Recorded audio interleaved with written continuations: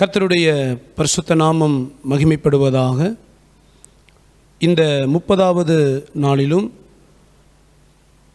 வெளிப்படுத்தல் விசேஷம் வேத பாட வகுப்பில் கர்த்தருடைய வார்த்தையை தியானிக்கும்படியாய் கூடி வந்திருக்கிறதான உங்களை யாவரையும் இயேசு கிறிஸ்துவின் நாமத்தில் வாழ்த்தி வரவேற்கிறேன். கர்த்தர் ஒவ்வொருவரையும் ஆசீர்வதிப்பாராக.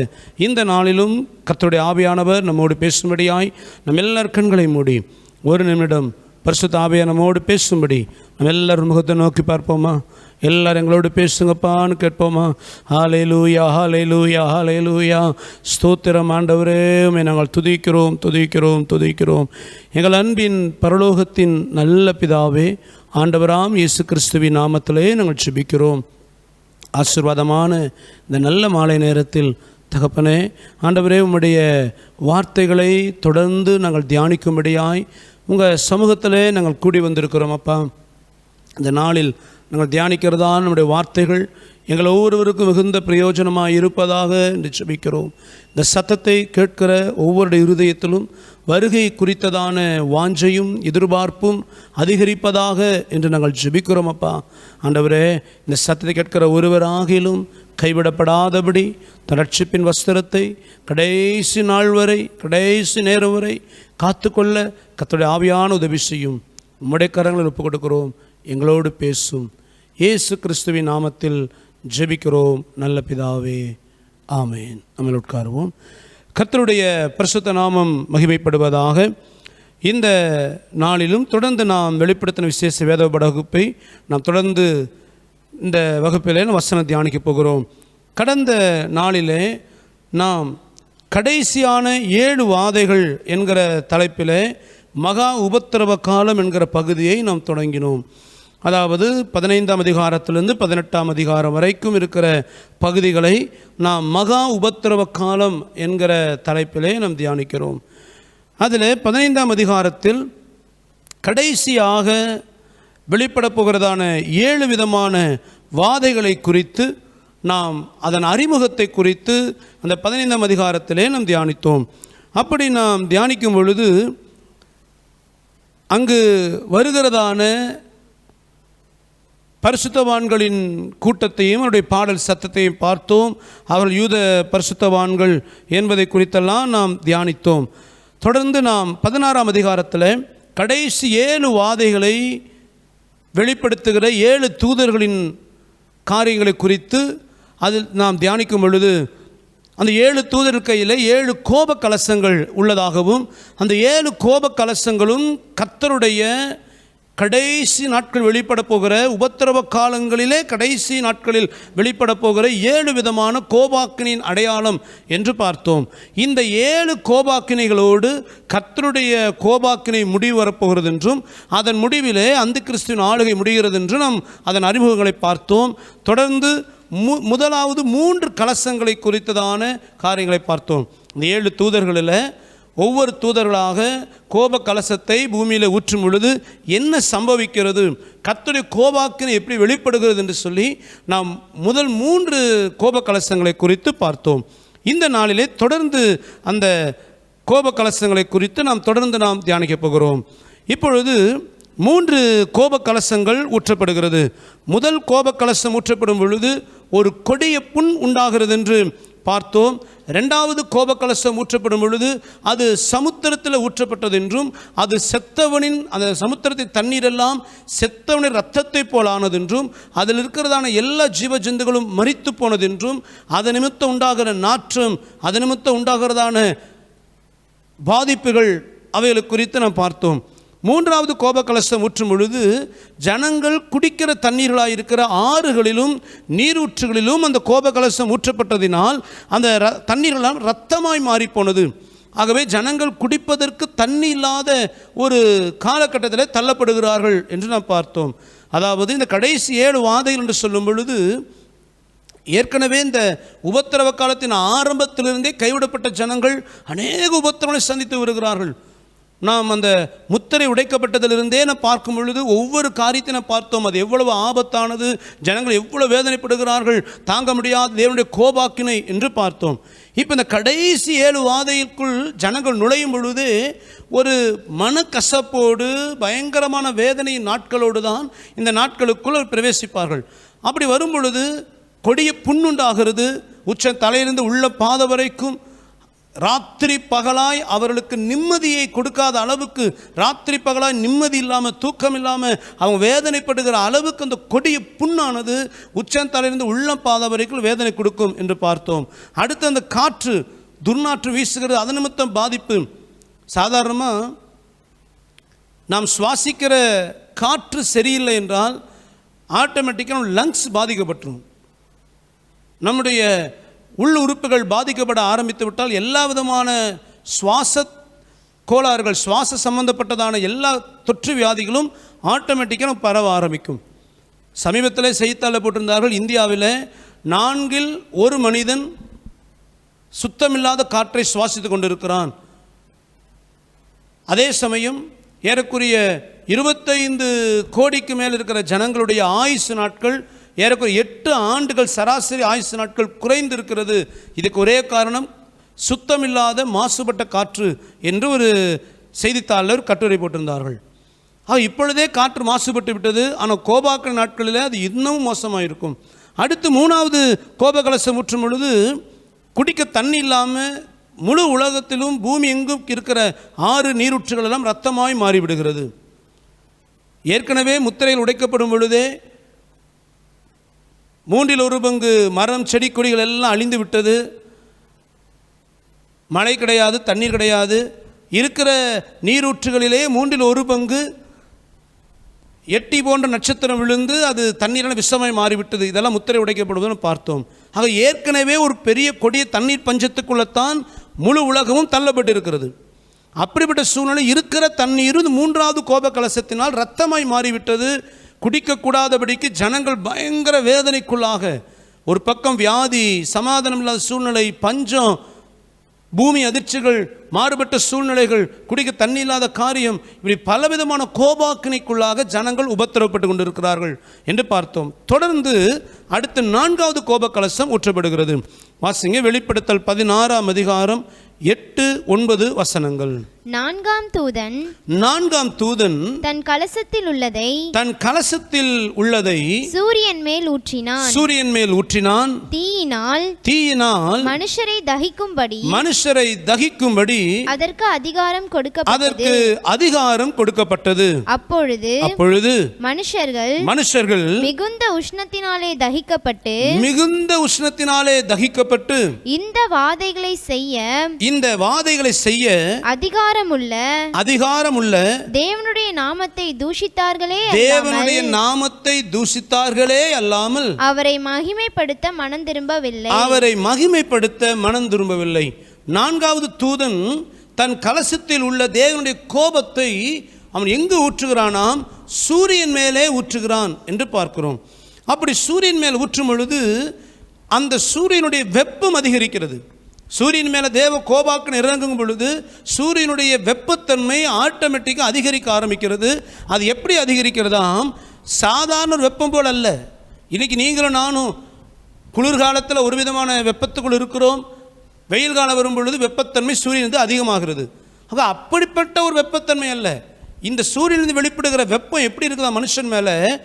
தீயானது எவ்வளவு ஒரு மனிதனை வேதனைப்படுத்துமோ அதை விட அதிகமான உஷ்ணத்தை சூரியன் ஜனங்கள் மேலே ஊற்றுகிறது. அந்த சூரியனுடைய வெப்பம் ஜனங்கள் மேலே வரும் பொழுது அந்த உஷ்ணம் தீப்பட்டால் எப்படி அவங்க கதறுவார்களோ. சாதாரணமாக நம்ம வெயில் காலத்தில் வெயில் நடக்கும் பொழுது கதற மாட்டோம். ஆனால் அதே பாருங்கள், தீ ஒரு மனுஷன் மேலே பட்டுருச்சுன்னா அவங்களால ஒரு நிமிடம் கூட நிலையாக நிற்க முடியாது. கதறுதலும் கூச்சுதலும். காரணம், தீயினுடைய வெப்பம் அவ்வளவு அதிகம்.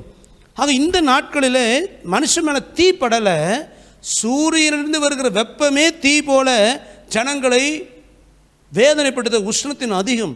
சராசரியாக நாம் வெயில் காலங்களில் வெப்பம் அதிகம், வெளியில் தலை காட்ட முடியல, தலை சூடாயிடுச்சு, உடம்பெல்லாம் வேர்க்குது, பலவீனமாகுது, மயக்க வருது, எல்லாம் புலம்புகிறோம். அதோடைய வெப்பநிலை சராசரியாக 40 டிகிரி செல்சியஸிலிருந்து நார்த் சைடு பீகார் அந்த சைடெல்லாம் போனோம்னா 42, 43 இப்படி வருது. இவ்வளவு தான் வெப்பம். இது நம்மால் சராசரியான உடல் ஆரோக்கியமுள்ள ஒரு மனிதனால் தாங்கக்கூடிய உஷ்ணம்தான். ஒருவேளை உடல் ஆரோக்கியம் இல்லாதவர்கள் தான் மயங்கி விழுவார்கள், மரித்து போவார்கள். ஆக இந்த வெப்பம் என்பது ஒரு சராசரியான நல்ல ஆரோக்கியமுள்ள மனிதனால் தாங்கக்கூடிய வெப்பம் தான் இன்றைக்கு நம்ம வெயில் காலத்தில் சந்திக்கிற வெப்பம். ஆனால் இந்த நாட்களில் சூரியனுடைய வெப்பமானது தீயை போல வெளிப்படுகிறதாம். ஒரு மனிதனாலும் அது தாங்க முடியாத வேதனை. அதை குறித்து மல்கியா தீர்க்கதரிசி சொல்லும் பொழுது அந்த நாட்கள் எப்படி இருக்குமாம். மல்கியா 4ஆம் அதிகாரம் முதல் வசனத்தை வாசிக்கலாம். இதோ சூளையை போல எரிகிற நாள் வரும். சூளையை போல எரிகிற நாள் வரும். அப்பொழுது அகங்காரிகள் யாவரும் அக்கிரமம் செய்கிற யாவரும் துரும்பாய் இருப்பார்கள். வரப்போகிற அந்த நாள் அவர்களை சுட்டெரிக்கும். அது அவர்களுக்கு வேரையும் கொப்பையும் வைக்காமற் போகும் என்று சேனைகளின் கர்த்தர் சொல்லுகிறார். அந்த நாளை குறித்து மல்கியா தீர்க்கதரிசி சொல்லும் பொழுது அங்கே சாதாரண வெப்பம்னு சொல்லலை, சூளையை போல எரிகிற நாள். ஒரு செங்கல் சூளை இருக்குது அப்படின்னா அதற்குள்ளகிற உஷ்ணம் சாதாரணமானதல்ல. சாதாரணமான அந்த மண்ணினால் செய்யப்பட்டதான கல்லை இறுக வைக்கிற அளவுக்கு, அதை சுட்டு வேக வைக்கிற அளவுக்குள்ள உஷ்ணம் அங்கே இருக்கும். எப்படி ஒரு செங்கல் சூளைக்குள்ள அல்லது எரிகிற ஒரு சூளைக்குள்ள ஒரு பொருள் வைக்கப்படும் பொழுது அது எரிக்கப்படுகிறதோ அது போல மனிதனை சுட்டெரிக்கிற நாட்கள் வருமாம். அவ்வளவு கொடிதாக இருக்குமாம். ஆகவே இந்த உபத்திரவ நாட்கள் என்பது ஒரு சாதாரணமான வேதனை நாட்கள் அல்ல, சாதாரணமான இடுக்கத்தின் நாட்கள் அல்ல. அது ஒரு சராசரி மனிதனால் தாங்க முடியாத வேதனை. இது ஏதோ உங்களை பயமுறுத்துவதற்காகவோ அல்லது இல்லாததை வித்தியாசமாய் சொல்வதோ அல்ல இருப்பதை மிகப்படுத்தி சொல்வதோ அல்ல. வேதம் இப்படி தான் சொல்லுகிறது. அது சுட்டெரிக்கிற நாள் என்று சொல்லுகிறது. அது சூளை போல எரிகிற நாள் என்று சொல்லுகிறது. அந்த நாளைக்கு சொல்லும் பொழுது அவர்களை சுட்டெரிக்கும், அந்த நாள் அவர்களை சுட்டெரிக்கும். அதை குறித்து இன்னும் சொல்றார் பாருங்க மல்கியா, அதே 4ஆம் அதிகாரம் 5-6 வாசிங்களேன். இதோ கர்த்தருடைய பெரிதும் பயங்கரமான நாள் வருகிறதற்கு முன்னே நான் உங்களிடத்திற்கு எலியா தீர்க்கதரிசியை அனுப்புகிறேன். நான் வந்து பூமியை சங்காரத்தால் அடிக்காதபடிக்கு அவன் பிதாக்களுடைய இருதயத்தை பிள்ளைகளிடத்திற்கும் பிள்ளைகளுடைய இருதயத்தை அவர்கள் பிதாக்களிடத்திற்கும் திருப்புவான். நல்லா கவனிங்க. இந்த நாட்களை குறித்து தேவனே சொல்றார். நாட்கள் எப்படிப்பட்ட நாட்களாம்? அது கர்த்தருடைய பெரிதும் பயங்கரமான நாள். எந்த நாள் ஆண்டவர் சொல்றாருன்னா இந்த கோபாக்கினை நாள். இந்த நாட்கள் வருகிறதுக்கு முன்னே கர்த்தர் சொல்கிறார், நான் உங்களிடத்துக்கு எலியா தீர்க்கதரிசியை அனுப்புவேன். அந்த தீர்க்கதரிசி என்ன செய்வாராம்? பிதாக்களுடைய இருதயத்தை பிள்ளைகளிடத்திற்கும் பிள்ளைகளுடைய இருதயத்தை அவர்கள் பிதாக்களிடத்திற்கும் திருப்புவான்.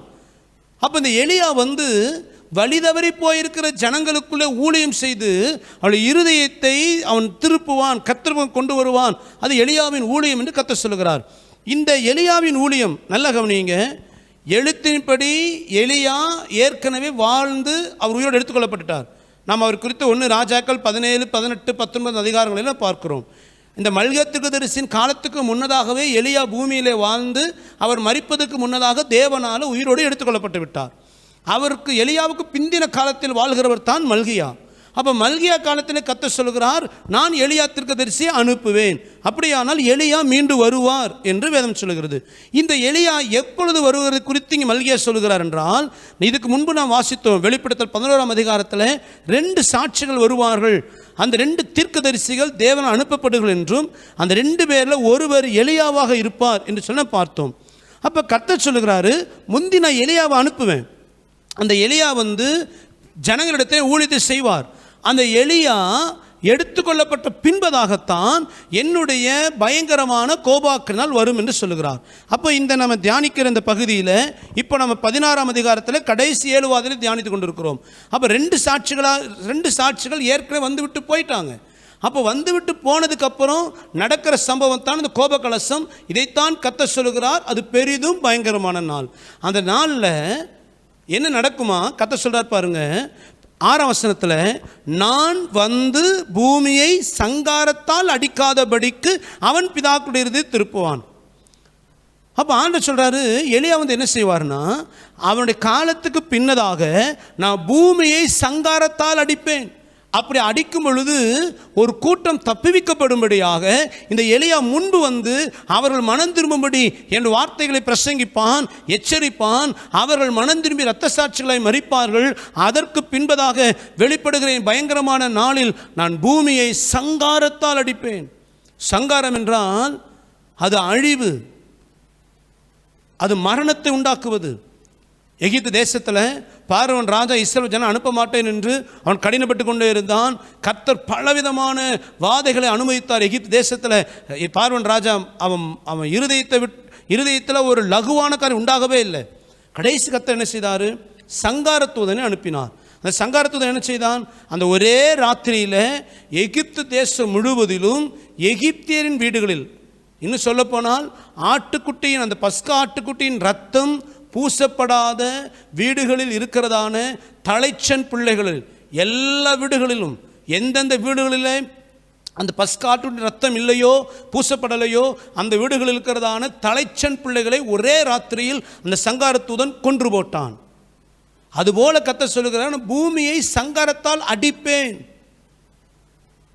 அப்போ இந்த கடைசி நாட்கள் எவ்வளவு வேதனை என்பதை கொஞ்சம் யோசித்து பாருங்க. ஒரு மனிதன் நம்மை காயப்படுத்தினால் தேவ சமூகத்துக்கு போகிறோம், கர்த்தர் நம்மை ஆற்றி தேற்றுகிறான். அல்லது சத்ருவாகிய சாத்தான் நமக்கு விரோதமாய் போராடும் பொழுது தேவ சமூகத்தை நாம் காத்திருந்து ஜெபிக்கிறோம், உபவாசித்து ஜெபிக்கிறோம். கர்த்தர் நமக்காக யுத்தம் பண்ணுகிறார். சாத்தானின் காரியங்களை நமக்கு ஜெயத்தை கொடுக்கிறான். ஒருவேளை சில மனிதன் நமக்கு பில்லி சுனி மாந்திரியங்களை நமக்கு விரோதமாய் செய்யும் பொழுது நாம் கர்த்தரை சார்ந்து கொள்கிறோம். கர்த்தர் நமக்காக யுத்தம் பண்ணி ஜெயத்தை கொடுக்கிறார். ஆனால் இப்போ நமக்கு விரோதமாக சங்காரத்தை அனுப்புவதே கர்த்தர். கொஞ்சம் யோசித்து பாருங்க, அது எவ்வளவு அதிபயங்கரமாக இருக்கும்.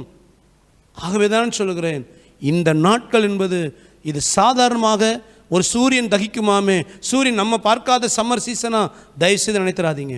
இந்த நாட்கள் சுட்டெரிக்கிற தீயானது ஒரு மனிதனை, அதாவது நெருப்பு பட்டால் கூட கொஞ்ச நேரம் கதறுவாங்க. அவனுடைய உறுப்புகளெல்லாம் வெந்து அவங்க மரித்து போகிற அந்த கடைசி வினாடி வரை கதறுவாங்க. ஒரு ஸ்டேஜ் அந்த அவங்க உயிர் பிரியும் பொழுது அந்த கதறுதல் கூட குறைஞ்சிரும், சரீரமாவது துடிக்கும். அந்த மரணம் வந்ததுக்கப்புறம் அவங்க கரிகட்டையாக விழுந்து கிடப்பாங்க, வேதனை இருக்காது சரீரத்தில். ஆனால் இந்த நாட்கள் அப்படி கிடையாது. ஒரு மனிதன் கரிந்து போகிற அளவுக்கு எப்படி வெப்பம் படுமோ அந்த அளவுக்கு சூடு இருக்கும், ஆனால் சாக மாட்டாங்க. கொஞ்சம் யோசித்து பாருங்கள் நிலைமை எப்படி இருக்கும். ஆகவே தான் இது கடைசி 7 வாதை மகா உபத்திரவமானது. ஆக கருமையானவர்களே, இந்த நாள் தேவன் பூமியை சங்காரத்தால் அடிக்கிற நாள். அதுக்கு சாத்தியம் இருக்கா? எப்படி இப்படி இருக்கிற சூரியன் அது எப்படி வெயில் சமயத்தில் நமக்கு தாங்கிறது தான் உஷ்ணம் கொடுக்குது? எப்படி தீயை போல் அது, அதெல்லாம் சாத்தியமா? இதெல்லாம் ஒரு மூட நம்பிக்கை என்று சொல்கிறவர்களும் உண்டு. நல்லா கவனிங்க, தேவனுடைய காரியத்தை மனுஷ ஞானத்தை யோசிக்க முடியாது. ஆனால் தேவன் ஒரு காரியத்தை அவர் நம்ப முடியாத அளவுக்கு செய்கிறவரும் அல்ல. ஒரு காரியத்தை பாருங்கள், எப்படி இந்த சூரியன் இப்படி தகிக்கிற அளவுக்கு மாறுமா? இப்போ நம்ம பார்க்குற சூரியனுடைய ஒரிஜினாலிட்டி என்று சொன்னால் தீயை போல உஷ்ணத்தை கொடுக்கிற தன்மை தான் சூரியனுடைய தன்மை. சூரியனிடமிருந்து வெப்பம் வரும் பொழுது நம்மால் தாங்க முடியாத அளவுக்கான வெப்பத்தை தான் சூரியன் நம்ம மேலே வீசி கொண்டு இருக்குது. ஆனால் நாம் எப்படி அதை மேனேஜ் பண்ணுகிறோம் என்றால், சூரியனுக்கும் பூமியிலே மனிதர்கள் வசிக்கிற பூமியின் மேற்பரப்பு, இந்த பூமியின் மேற்பரப்புக்கும் சூரியன் இருக்கிற 2வது வானத்துக்கும் இடையில் அந்த ஆகாய விரிவில் ஒரு ஓசோன் படலம் என்கிறதான ஒரு படலம் உண்டு. அதாவது நான் கடந்த நாட்களில் சொன்னேன், வேதத்தின்படி 3 வானம் உண்டு. ஒன்று முதல் வானம், நாம் பார்க்கிற ஆகாய விரிவு. 2வது வானத்தில் தான் சூரிய நட்சத்திரங்கள் இப்படி கோள்கள்லாம் உண்டு. 3வது வானத்தை தான் பரலோகம், பரதீசி என்று நாம் பார்க்கிறோம். அங்கே 2வது வானத்தில் இருக்கிறதான இந்த சூரியனுடைய வெப்பமானது பூமியின் மேற்பரப்பை அது நேரடியாக தாக்காதபடிக்கு ஓசோன் படலம் என்கிறதான ஒரு காற்று படலம் தான் பாதுகாத்து வருகிறது. ஆனால் சமீப நாட்களாக குளோபல் வார்மிங் பூமி வெப்பமயமாகுதல் இது இப்போ பிரபலமாய் எல்லா இடம் பேசப்படுகிறது. என்ன அப்படின்னா பூமியினுடைய, அதாவது சூரியனிலிருந்து பூமிக்கு வெளிப்படுகிற வெப்பமானது அதிகரிக்கிறது. பூமியின் மேலே விழுகிறதான வெப்பம் அதிகமாகிக் கொண்டிருக்கிறது. ஏன் அதிகமாகிறது விஞ்ஞானிகள் சொல்லுகிறார்கள், இந்த ஓசோன் படலத்தில் ஓட்டைகள் விழ ஆரம்பித்து விட்டது. அதாவது மனிதர்கள் பூமியிலிருந்து அனுப்புகிறதான கார்பன் டை ஆக்சைடு, இப்படி நச்சுத்தன்மையான காற்றுகளினால் அது போய் ஓசோன் படலத்தை தாக்கி தாக்கி தாக்கி ஓசோன் படலத்தில் துளைகள் உண்டாக ஆரம்பித்து விட்டது. இந்த துளைகளால் தான் பூமியினுடைய வெப்ப காலநிலைகள் மாறிடுச்சு. நம்ம ஸ்கூல் படிக்கும் பொழுது மழைக்காலம், குளிர்காலம், வசந்த காலம், கோடைக்காலம் என்று மூன்று மாதங்களை பிரித்து சொல்லுவாங்க. இந்த மாதத்தில் இந்த மாதம் வரைக்கும் வெயில் இருக்கும், இந்த மாதத்தில் இந்த மாதம் வரைக்கும் மழை இருக்கும், இந்த மாதம் குளிர்காலம், இப்படிலாம் சொல்லி கொடுத்தாங்க. ஆனால் இப்போ நடைமுறையில் பாருங்கள், அந்த காலங்கள் மாறி வருகிறதுன்னு பார்க்க முடிகிறது. எப்போ மழை காலம்னு சொன்னார்களோ அந்த மழை பார்த்தீங்கன்னா பனிகாலத்தில் பெய்கிறதுன்னு பார்க்குறோம். ஏன் இந்த காலநிலைகள் மாறுகிறது? ஓசோன் படலத்தில் உண்டாகிறதான துளைகள் நிமித்தம் காலநிலைகளில் மாற்றம் உண்டாகிறது. அப்போது இந்த கடைசி நாட்களில் இந்த சூரியன் தீயை போல தகிக்கணும்னா என்ன அர்த்தம்? ஓசோன் படலம் முழுவதும் கிழிக்கப்படும். நம்மை பாதுகாத்து கொண்டு இருக்கிறதான ஓசோன் படலம் கிழிக்கப்படும். சூரியன் வந்து டைரக்டான வெப்பமானது பூமியில் வீசப்படும். போதாக்குறைக்கு தேவன் இன்னும் தன் கோபத்தை காண்பிப்பதனால சூரியன் இருக்கிற வெப்ப அந்த கீயை கொஞ்சம் முறுக்கி விடுவார். இன்னும் அந்த ஹீட்டை இன்னும் அதிகப்படுத்துகிறாரு. அதிகமான உடனே டைரக்டாக வெப்பம் தாக்குகிறது ஜனங்கள் மேல். அது பயங்கரமான தீயை போல அது உஷ்ணத்தை உண்டாக்குமாம். சாதாரண பார்த்தீங்கன்னா சம்மர் சீசன் ஆரம்பிச்சிட்டாலே சாதாரணமாகவே தோல் சம்பந்தமான வியாதிகள் அநேகருக்கு வந்துடும். சூட்டுனால ஸ்கின் ட்ரை ஆகிடும், கொப்பளங்கள் வர ஆரம்பிக்கும், சில பேருக்கு தோல் வெடிக்க ஆரம்பிக்கும். வெயில் காலங்களில் சூட்டின் என்பது சில பேருக்கு அலர்ஜி உண்டாகும், தோல் சம்பந்தப்பட்டதான அநேக வியாதிகள் உண்டாகிறதுன்னு பார்க்குறோம். ஏன் அப்படின்னா நம்ம சரீரம் எவ்வளோ தாங்குமோ அவ்வளோதான் உஷ்ணம் தாங்க முடியும். அப்படியானால் இந்த நாட்களில் தீ சுட்டரிக்கிறது போல் உஷ்ணம் உண்டாகும் பொழுது அந்த வெப்பத்தை தாங்க முடியாமல் ஒரு பக்கம், இன்னொரு பக்கம் பலவிதமான வியாதிகள், தோல் வியாதிகள், பலவிதமான கொள்ளை நோய்கள் ஜனங்களுக்குள்ளே உண்டாகும். அப்போ இந்த ஜனனுடைய நிலைமை கொஞ்சம் யோசித்து பாருங்க. ஒரு நாள் கூட நிம்மதி இல்லாத வாழ்க்கை. 7 வருஷம்தான், அது 7000 வருஷம் போல் இருக்கும் உங்கள் வாழ்க்கை. 7 வருஷம் தான். சில நம்ம சொல்கிறோமே, இப்போ தாங்க வருஷம் ஆரம்பிச்சது போல் இருக்குது, அடுத்து எப்போ தான் முடியும், எவ்வளோ சீக்கிரம் முடிஞ்சது, இந்த வருஷம் போனதே தெரியல. இவங்களுக்கு அப்படி இருக்காது. இந்த 7 வருஷத்தில் இருக்கிறவங்களுக்கு ஒரு ராத்திரி பகலே ஒரு வருஷம் கடந்து போகிறது போல் வேதனையாக இருக்கும். கொஞ்சம் யோசித்து பாருங்கள். 7 ஆண்டுகள். ஒரு வேளை ஒரு கூட்டம், சில கூட்டம் மறித்து போகுது, அந்த கூட்டத்தில் அவன் செத்தான்னா அடுத்த செகண்ட் அவன் இன்னும் வேதனை தான் அனுபவிக்க போகிறான் பாதாளத்தில். அப்போது இந்த வருகையில் கைவிடப்பட்டவங்க வாழ்க்கையில் கைவிடப்பட்ட நாளிலிருந்து அதுக்கப்புறம் எவ்வளோ காலம்னு வேதனை சொல்லவே இல்லை. நித்தியம் வேதனை மட்டும்தான். சந்தோஷம், சமாதானம் என்பது அவன் கனவிலும் நினைத்து பார்க்க முடியாதது. இந்த நாட்கள் நமக்கு தேவையா? கொஞ்சம் யோசித்து பாருங்கள். இந்த நாட்கள் உங்களுக்கு எனக்கு வைக்கப்பட்ட நாட்கள் அல்ல. திரும்ப சொல்லுகிறேன். இந்த நாட்களில் ஒரு சில சொல்லுகிறது உண்டு, இல்லை அந்த நேரத்தில் நான் ஒரு செகண்ட் உணர்ந்து மனம் திரும்பிடுவோம். அந்த வார்த்தை வாசித்து பாருங்கள். திரும்ப 9ஆம் வசனத்தை வாசிங்க. வெளிப்படுத்தல் 16:9. அப்பொழுது மனுஷர்கள் மிகுந்த உஷ்ணத்தினாலே தகிக்கப்பட்டு இந்த வாதைகளை செய்ய அதிகாரம் உள்ள தேவனுடைய நாமத்தை தூஷித்தார்களே அல்லாமல் அவரை மகிமைப்படுத்த மனம் திரும்பலையா? கொஞ்சம் யோசித்து பாருங்க. எவ்வளோ உஷ்ணம் தகிக்குது. இப்போ இந்த சம்பவம், இந்த வசனம் சொல்லப்படுகிற ஜனங்கள் வந்து அந்த கிறிஸ்துவின் நாட்களில் கைவிடப்பட்டதில் இருந்து உபத்திரவம் சந்திக்கிறவங்க. சொல்லப்போனால் சீனியர்ஸ். இவங்கெல்லாம் ஒரு கூட்டம் மறித்து போயிடுச்சு. ஆனால் இவன் இந்த 7 வருஷமாகவே உபத்திரவத்தை பார்த்துட்டு வரான். ஆனாலும் அவன் மனம் திரும்பலையான். மனம் திரும்பலைங்கிறத விட இப்படிப்பட்டதான வாதையை அனுமதித்த தேவனை தூஷித்தார்களாம். அப்போ கொஞ்சம் யோசித்து பாருங்கள். இந்த கைவிடப்படுகிற நாட்களில் இவ்வளோ உபத்திரம் வந்தாலும் மனம் திரும்ப முடியல. இன்றைக்கு ஆகியும் நம்ம சில தவறுகள் செய்துட்டா தேவன் சில சிற்றை அனுமதிக்கிறார். சில பலவீனமோ, சில போராட்டங்களோ, சில பொருளாதார நெருக்கடியோ, சில நிந்தை அவமானம், ஏதோ ஒரு விதத்தில் சில சிற்றைகளை கத்தரை அனுமதிக்கும் போது நமக்குள்ள ஒரு உணர்வு வருது. ஐயோ, இப்படி தப்பு பண்ணிட்டேன், அதனால தான் இந்த சிற்றை கத்தரை அனுமதிச்சிருக்கிறார். உடனே மனம் திரும்புகிறோம். ஆண்டவரே, நான் செய்த தவறுகளை மன்னியும் ஆண்டவரே, கதறி ஜெபிக்கிறோம், மனம் திரும்புகிறோம், சிற்றை கத்தர் மாற்றுகிறார். ஆனால் இந்த நாட்கள் இருக்கிற உணர்வு அன்றைக்கி இருக்காது ஜனங்களுக்கு. இவ்வளோ பெரிய கொடிய வேதனை ஐயோ இது என் தவறு என்கிற பாவ உணர்வு அவர்களுக்குள் வருவது இல்லை. காரணம் என்ன அப்படின்னா, இந்த நாட்களில் அந்த கிறிஸ்துவின் ஆளுகை இருப்பதினால் அவன் வஞ்சகம். தேவனை இந்த அந்தி கிறிஸ்து வில்லனாகவே காட்டுவான் ஜனங்களுக்கு. இப்போ அதே தேவன் நம்ம வாழ்க்கையில் சிசிச்சு அனுமதிக்கிறார். ஆனால் தேவனை நம்ம வில்லனாக பார்க்கல, தேவனை நம்ம கொடூரகாரராக பார்க்கல, அன்பின் தகப்பனை பார்க்கிறோம். ஏன்?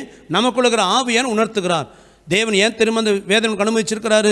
நீ எப்படியாயிரம் மனம் திரும்பி பரலோகத்துக்கு வந்துடணும், நீ நரகத்துக்கு போயிடக்கூடாது, இந்த பாவத்தின் நிமித்தம் நீ அழிஞ்சிடக்கூடாது என்பதை உனக்கு உணர்த்துவதற்காக உன்னை நேசிக்கிற தகப்பன் நீ மனம் திரும்புவதுக்கு தான் சிற்றை அனுமதிக்கிறாரு. அதனால் உன்னை அழிப்பதற்கு அவர் அனுமதிக்கல, உன்னை சீர்படுத்துவதற்கு. நீ சீர்பட்டா பரலோகம் வந்துடுவ, நீ நரகத்து போய்விடக்கூடாது என்பதற்காகத்தான் தேவன் இந்த சிற்றை அனுமதிக்கிறார் என்று தேவனை நம் சிற்சிக்கிற தேவனை சிற்சிக்கும் அன்பின் தகப்பனாக ஆவியானவர் நமக்கு உணர்த்துவதனால்தான் நாம் தேவனை வில்லனாக பார்ப்பதில்லை, ஒரு சிற்சிக்கிற அன்பின் தகப்பனாக பார்க்கிறோம். தப்பு செய்த மகனை, தவறு செய்த மகனை தண்டித்து உணர்த்துகிற சீர்படுத்துகிற ஒரு அன்பின் தகப்பனை போல தேவனை பார்க்கிறோம். இந்த உணர்வு வருவது காரணம் நமக்குள்ள இருக்கிற ஆவியானவர் கொடுக்கிற ஆலோசனை. ஆனால் கைவிடப்பட்ட ஜனங்கள் அந்த வாழ்கிற நாட்களில் அந்தி கிறிஸ்துவின் ஆளுகை இருக்கும்.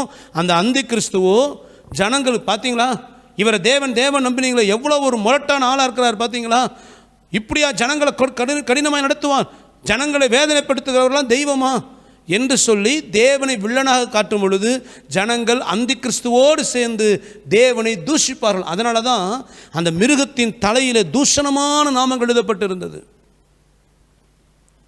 ஆசாரியனுடைய தலைப்பாகையின் பட்டத்தில் கர்த்தருக்கு பரிசுத்தம் என்கிறதான எழுத்துக்கள் பொறிக்கப்பட்டு இருக்கும். காரணம், ஆராதிக்கிற தேவன் பரிசுத்தர் என்று அவரை மகிமைப்படுத்துகிற அந்த எழுத்துக்கள் ஆசார் நெற்றியில் அந்த பாகையில் பொதிக்கப்பட்டிருக்கும்.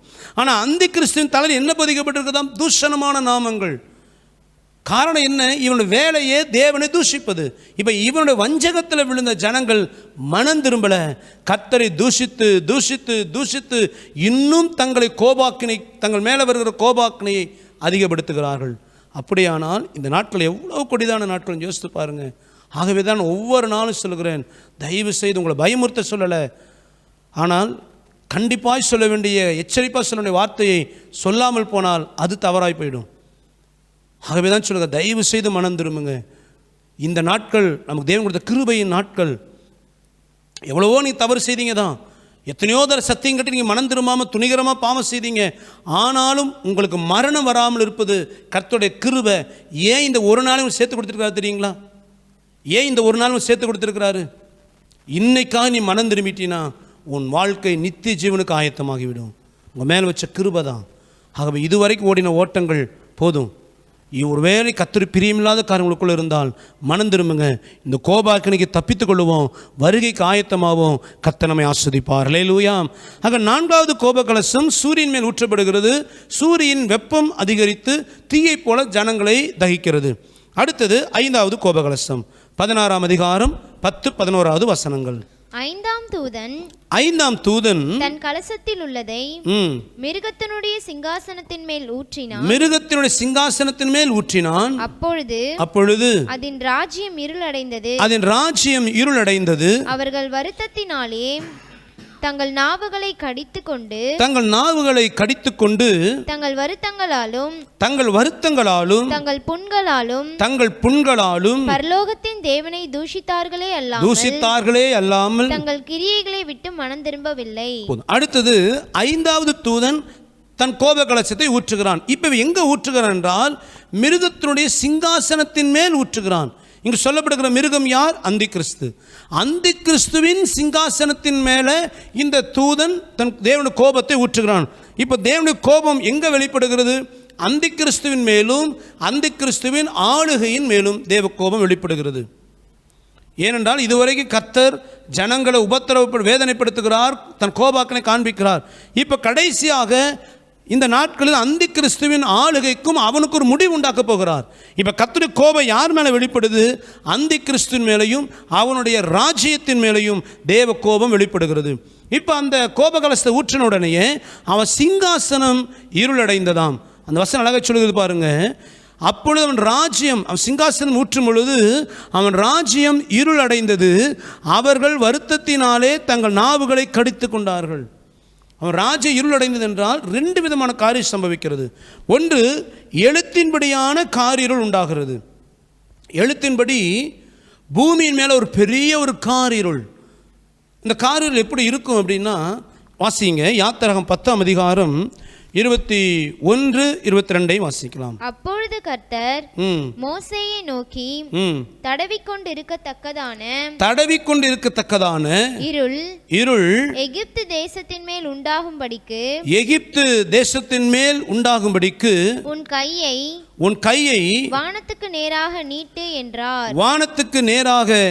என்றார். மோசே தன் கையை வானத்துக்கு நேராக நீட்டினான். அப்பொழுது எகிப்து தேசம் எங்கும் 3 நாள் மட்டும் காரிருள் உண்டாயிற்று. நல்லா கவனிங்க. ஏற்கனவே இதே போலதான் எகிப்து தேசத்துல கர்த்தர் 10 வாதைகள் ஒரு வாதையாக காரிருளை அனுமதித்தார். அந்த காரிருள் எப்படி இருந்ததாம்? எகிப்து முழுவதும் இருட்டுனா சாதாரண இரவு நேரங்கள் இருளை போல அல்ல, ஜனங்கள் தடவி கொண்டு போகிற அளவுக்கு. தடவி கொண்டு போறது என்ன அர்த்தம்? அவனுக்கு அருகில் என்ன இருக்குன்னே தெரியாத அளவுக்கு இருக்கிற இருள். அப்போதான் இன்னும் புரிந்து சொல்ல போனால், 2 கண்ணும் பார்வை இல்லாத ஒருத்தர் எப்படி நடப்பான்?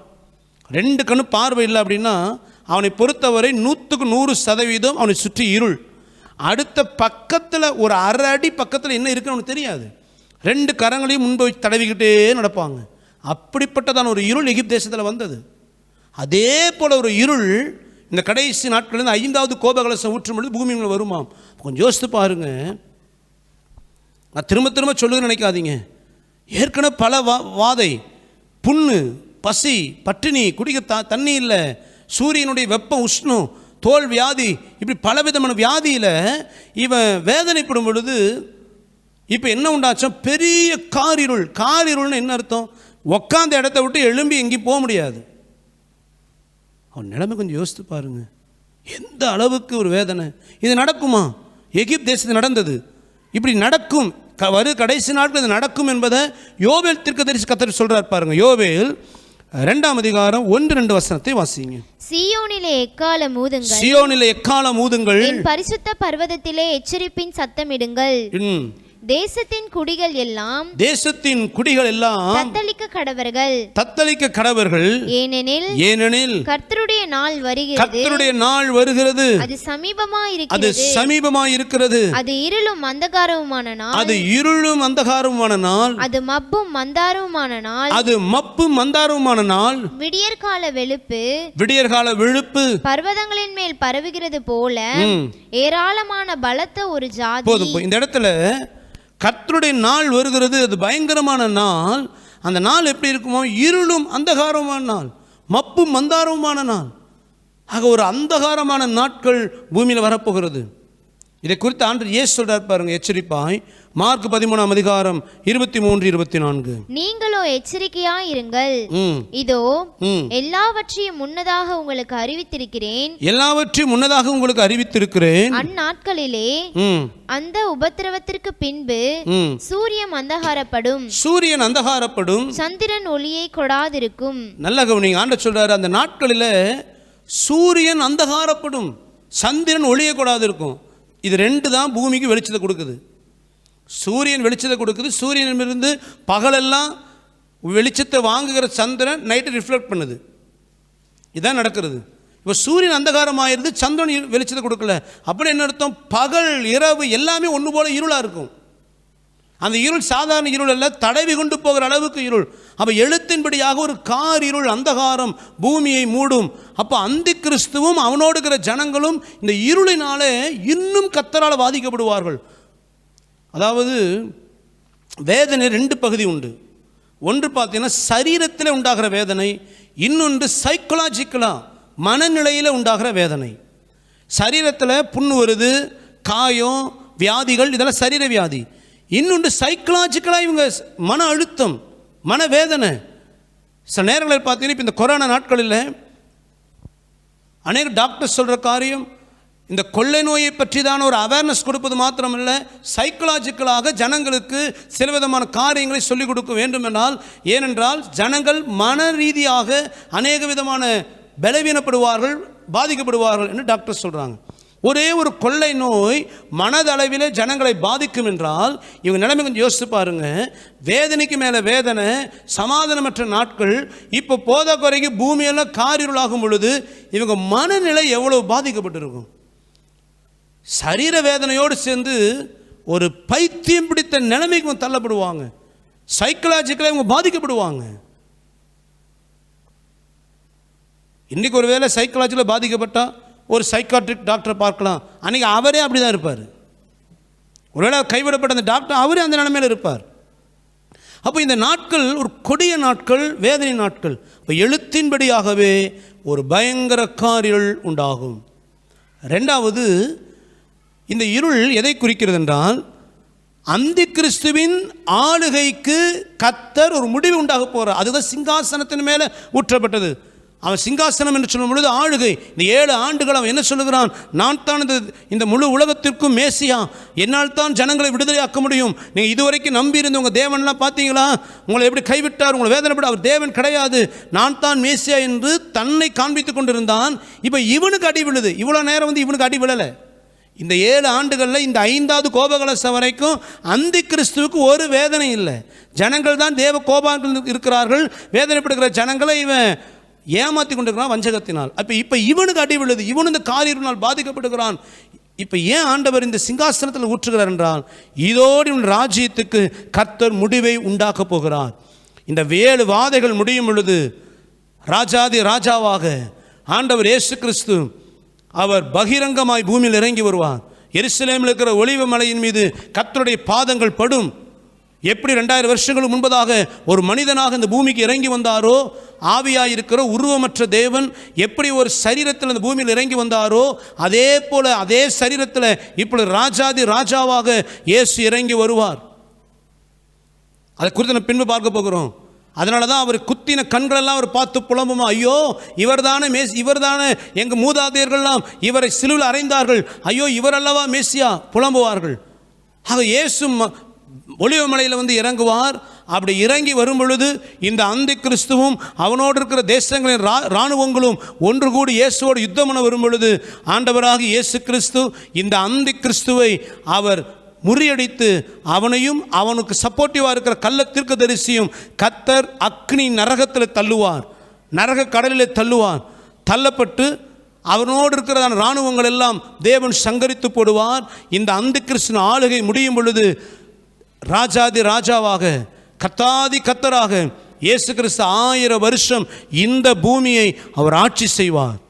அவர் ஆளுகை செய்யும் பொழுது அவரோடு கூட ரகசிய வருகைகளை எடுத்துக்கொள்ளப்பட்டதான மணவாட்டி சபை அந்த 1000 வருஷத்தில் அவர் ஆளுகை செய்வதற்கு பூமியில் இறங்கி வரும் பொழுது எடுத்துக்கொள்ளப்பட்ட சபை 7 ஆண்டுகள் கழித்து அவரோடு இறங்கி வரும்.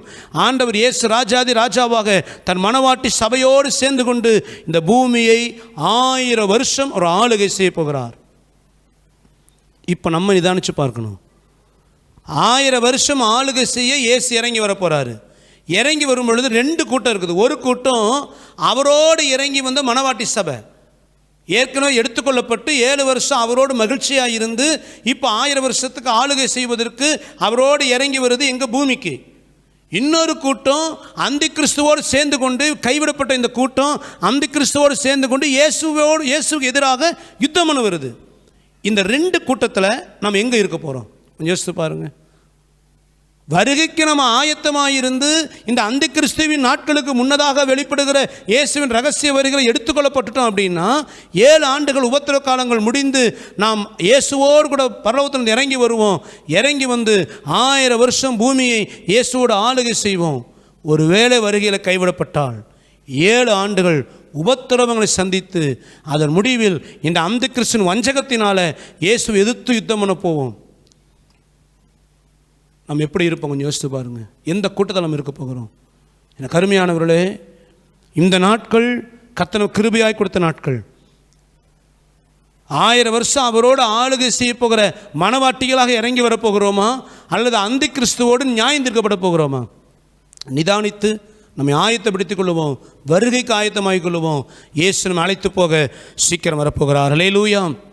இவ்வளோ உபத்திரவத்தில் கொடிய இருள் அந்த கிறிஸ்துவின் ஆளுகை, அதாவது இந்த 5வது கோப கலசத்தோடு அந்த கிறிஸ்துவின் ஆளுகை முடியல. முடிவை உண்டு பண்ணுவதற்கான எச்சரிப்பு மணி அடிக்கப்படுது. இதுக்கப்புறம் தான் முடிவு உண்டாக போகுது. இப்போ அந்த கிறிஸ்துக்கு எச்சரிப்பு மணி உண்டாகுது. உன் ராஜ்யத்துக்கு முடிவு உண்டாக போகுது என்று கர்த்தர் எச்சரிப்பு கொடுக்கிறார். அந்த சூழ்நிலையில் என்ன நடக்குதான்? 11ஆம் வசனத்தை வாசிங்க. தங்கள் வருத்தங்களாலும் தங்கள் புண்களாலும் பரலோகத்தின் தேவனை தூஷித்தார்களே அல்லாமல் தங்கள் கிரியைகளை விட்டு மனம் திரும்பவில்லை. தங்கள் கிரியைகளை விட்டு என்ன செய்யலையா? மனம் திரும்ப. நல்ல கவனிங்க. ஒரு பக்கம் தேவனை தூஷிக்கிறது ஒன்று, 2வது வசனம் சொல்றது பாருங்க, தங்கள் கிரியைகளை விட்டு மனம் திரும்பலையா. என்ன கிரியைகள்? அதாவது 7 வருஷம் என்ன கிரியை செய்துட்டு இருக்கிறான்? வாசிங்க 9ஆம் அதிகாரம் வெளிப்படுத்தல் 9:21. தங்கள் கொலை பாதகங்களையும் தங்கள் தங்கள் சூனியங்களையும் தங்கள் வேசித்தனங்களையும் தங்கள் களவுகளையும் விட்டு மனம் திரும்பவும் இல்லை. இந்த உபத்திரவ காலத்தில் ஏற்கனவே கைவிடப்பட்ட கூட்டம் தேவனுடைய கோபாக்கினை வெளிப்பட்டு இருக்குது. இந்த கோபாக்கினை வெளிப்படும் பொழுது கூட ஒரு பக்கம் வேதனை சந்திச்சாலும் ஒரு பக்கம் எப்படிப்பட்ட வாழ்க்கை வாழ்றானா? துன்மார்க்கமான வாழ்க்கை. சில பேர் பார்த்தீங்கன்னா குடிப்பழக்கத்தில் ரொம்ப அடிமையாயிருப்பாங்க.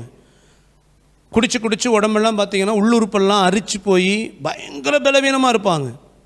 ஒழுங்காக சாப்பிட முடியாது, தூங்க முடியாது, சரீர பலவீனமாக இருக்கும். ஆனாலும் அவங்களை பார்த்தீங்கன்னா அந்த வேதனை ஒரு பக்கம் அனுபவிச்சுட்டு இருப்பாங்க. டாக்டர் கூட்டு பயங்கர வார்ன் பண்ணுவார், இனி குடிச்சிங்கன்னா அவ்வளோதான், உங்கள் வாழ்க்கையே போயிடும், உங்கள் உறுப்பெல்லாம் அழிஞ்சிருச்சு, எல்லாம் தெரியும் உங்களுக்கு. அந்த உறுப்பு அழிஞ்சு சுவாசிக்க முடியல, படுக்க முடியல, எந்திரிக்கும் எல்லா வேதனையும் அனுபவிப்பாங்க. ஆனால் குடிக்காமல் இருப்பான்னு பார்த்தீங்கன்னா குடிச்சிட்டே இருப்பாங்க. ஏன்? இந்த வேதனை அனுபவிக்கிறாங்களே, இந்த வேதனை காரணமான அந்த குடிப்பழக்கத்தை விடணும் ஏன் வரலை? அந்த குடிப்பழக்கத்துக்கு அடிமையாக இருப்பதனால், இந்த குடியினால தான் இத்தனை வேதனை எனக்கு தெரியும் உங்களுக்கு. ஆனால் ஏன் மனம் திரும்புறதில்லை? அந்த அடிமைத்தனம். அதே போல தான் இந்த நாட்களில் ஜனங்கள் எப்படி இருக்கிறாங்களாம்? ஏற்கனவே செய்த பாவத்தினால தான் தேவ கோபாக்கின, அந்த கோபாக்கினை வேதனை அனுபவிச்சுட்டே இருக்கிறான். ஆனாலும் பாவத்தை விடலை.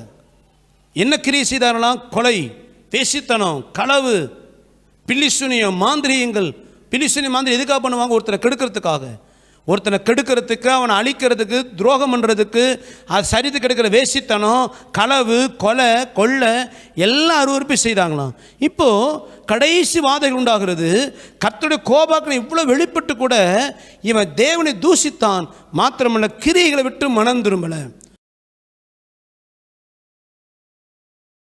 இந்த கிரியைகள் சாத்தான் ஜனங்கள் மேலே திணிக்கிற அவனுடைய வஞ்சகம். 7 ஆண்டுகள் முழுக்க சாத்தானுடைய ஆளுகை. அந்த ஆளுகையில் அவனுடைய பாவத்தினால் ஜனங்கள் இறுதி கரைபடுது. இந்த நாட்களில் இரத்த சாட்சிகளாக மரிக்கும்படி தேவனால் முன்குறிக்கப்பட்ட ஜனங்களுடைய இருதயம் தான் சாத்தானால் கரைபடாமல் இருக்கும். அவர்களை சத்துரு போராடுவான். அவர்கள் கர்த்தருடைய சாட்சிக்காக, வசனத்திற்காக சாட்சி என்று மரிச்சிருவாங்க. மற்ற எல்லாருடைய இருதயமும் சாத்தானால் கரைபடும். வேசித்தனம் பண்ணுவார்கள், விபச்சாரம் பண்ணுவார்கள், களவு செய்வார்கள், கொலை பண்ணுவார்கள், விக்கிர ஆராதனை செய்வார்கள், மாந்திரீகம் பண்ணுவார்கள். அப்போ கைவிடப்பட்ட கூட்டம் மனம் திரும்புவது என்பது அது பயங்கரமான காரியம், கடினமான காரியம். அந்த அளவுக்கு சத்துரு ஜனங்களை வஞ்சிப்பான். இந்த நாட்களில் சபைக்கு வருகிறோம், செய்திகளை கேட்கிறோம், ஜெபிக்கிறோம், இத்தனை செய்தும் கொஞ்சம் உலக காரியத்தில் கொஞ்சம் நம்ம அசால்ட்டாக இருந்துட்டா சர்வசாதாரணமாக ஒரு பாவத்தில் சத்துரு உள்ள பண்ணிடுறான். கோபத்தை தூண்டிடுறான், எரிச்சலை தூண்டிடுறான், இச்சையை கொண்டு வந்துடுறான், சரித்து கெடுக்கிற சில பாவங்களில் விழுந்துடுறோம். இவ்வளவு நமக்கு பாதுகாப்பு, செக்யூரிட்டி, இவ்வளோ செக்யூரிட்டி இருக்குது நமக்கு. வசனங்கிற செக்யூரிட்டி இருக்குது, சபைங்கிற செக்யூரிட்டி, பரிசுத்த ஆவியின் நடத்துதல், இத்தனை இருந்தே கொஞ்சம் நம்ம நிர்விசாரமாக இருந்தால் விழுந்துடுறோம். ஆனால் உபத்திரவ நாட்கள் அந்த கிறிஸ்துவனுடைய முழு ஆளுகை. இன்னும் சொல்ல போனால் வான மண்டலங்கள் இருக்கிற பொல்லாத ஆவின் சேனையெல்லாம் தள்ளப்பட்டுருச்சு. இன்றைக்காக அட்மினிஸ்ட்ரேஷன் கொஞ்சம் கொஞ்சமாக பிரிக்கப்பட்டிருக்குது.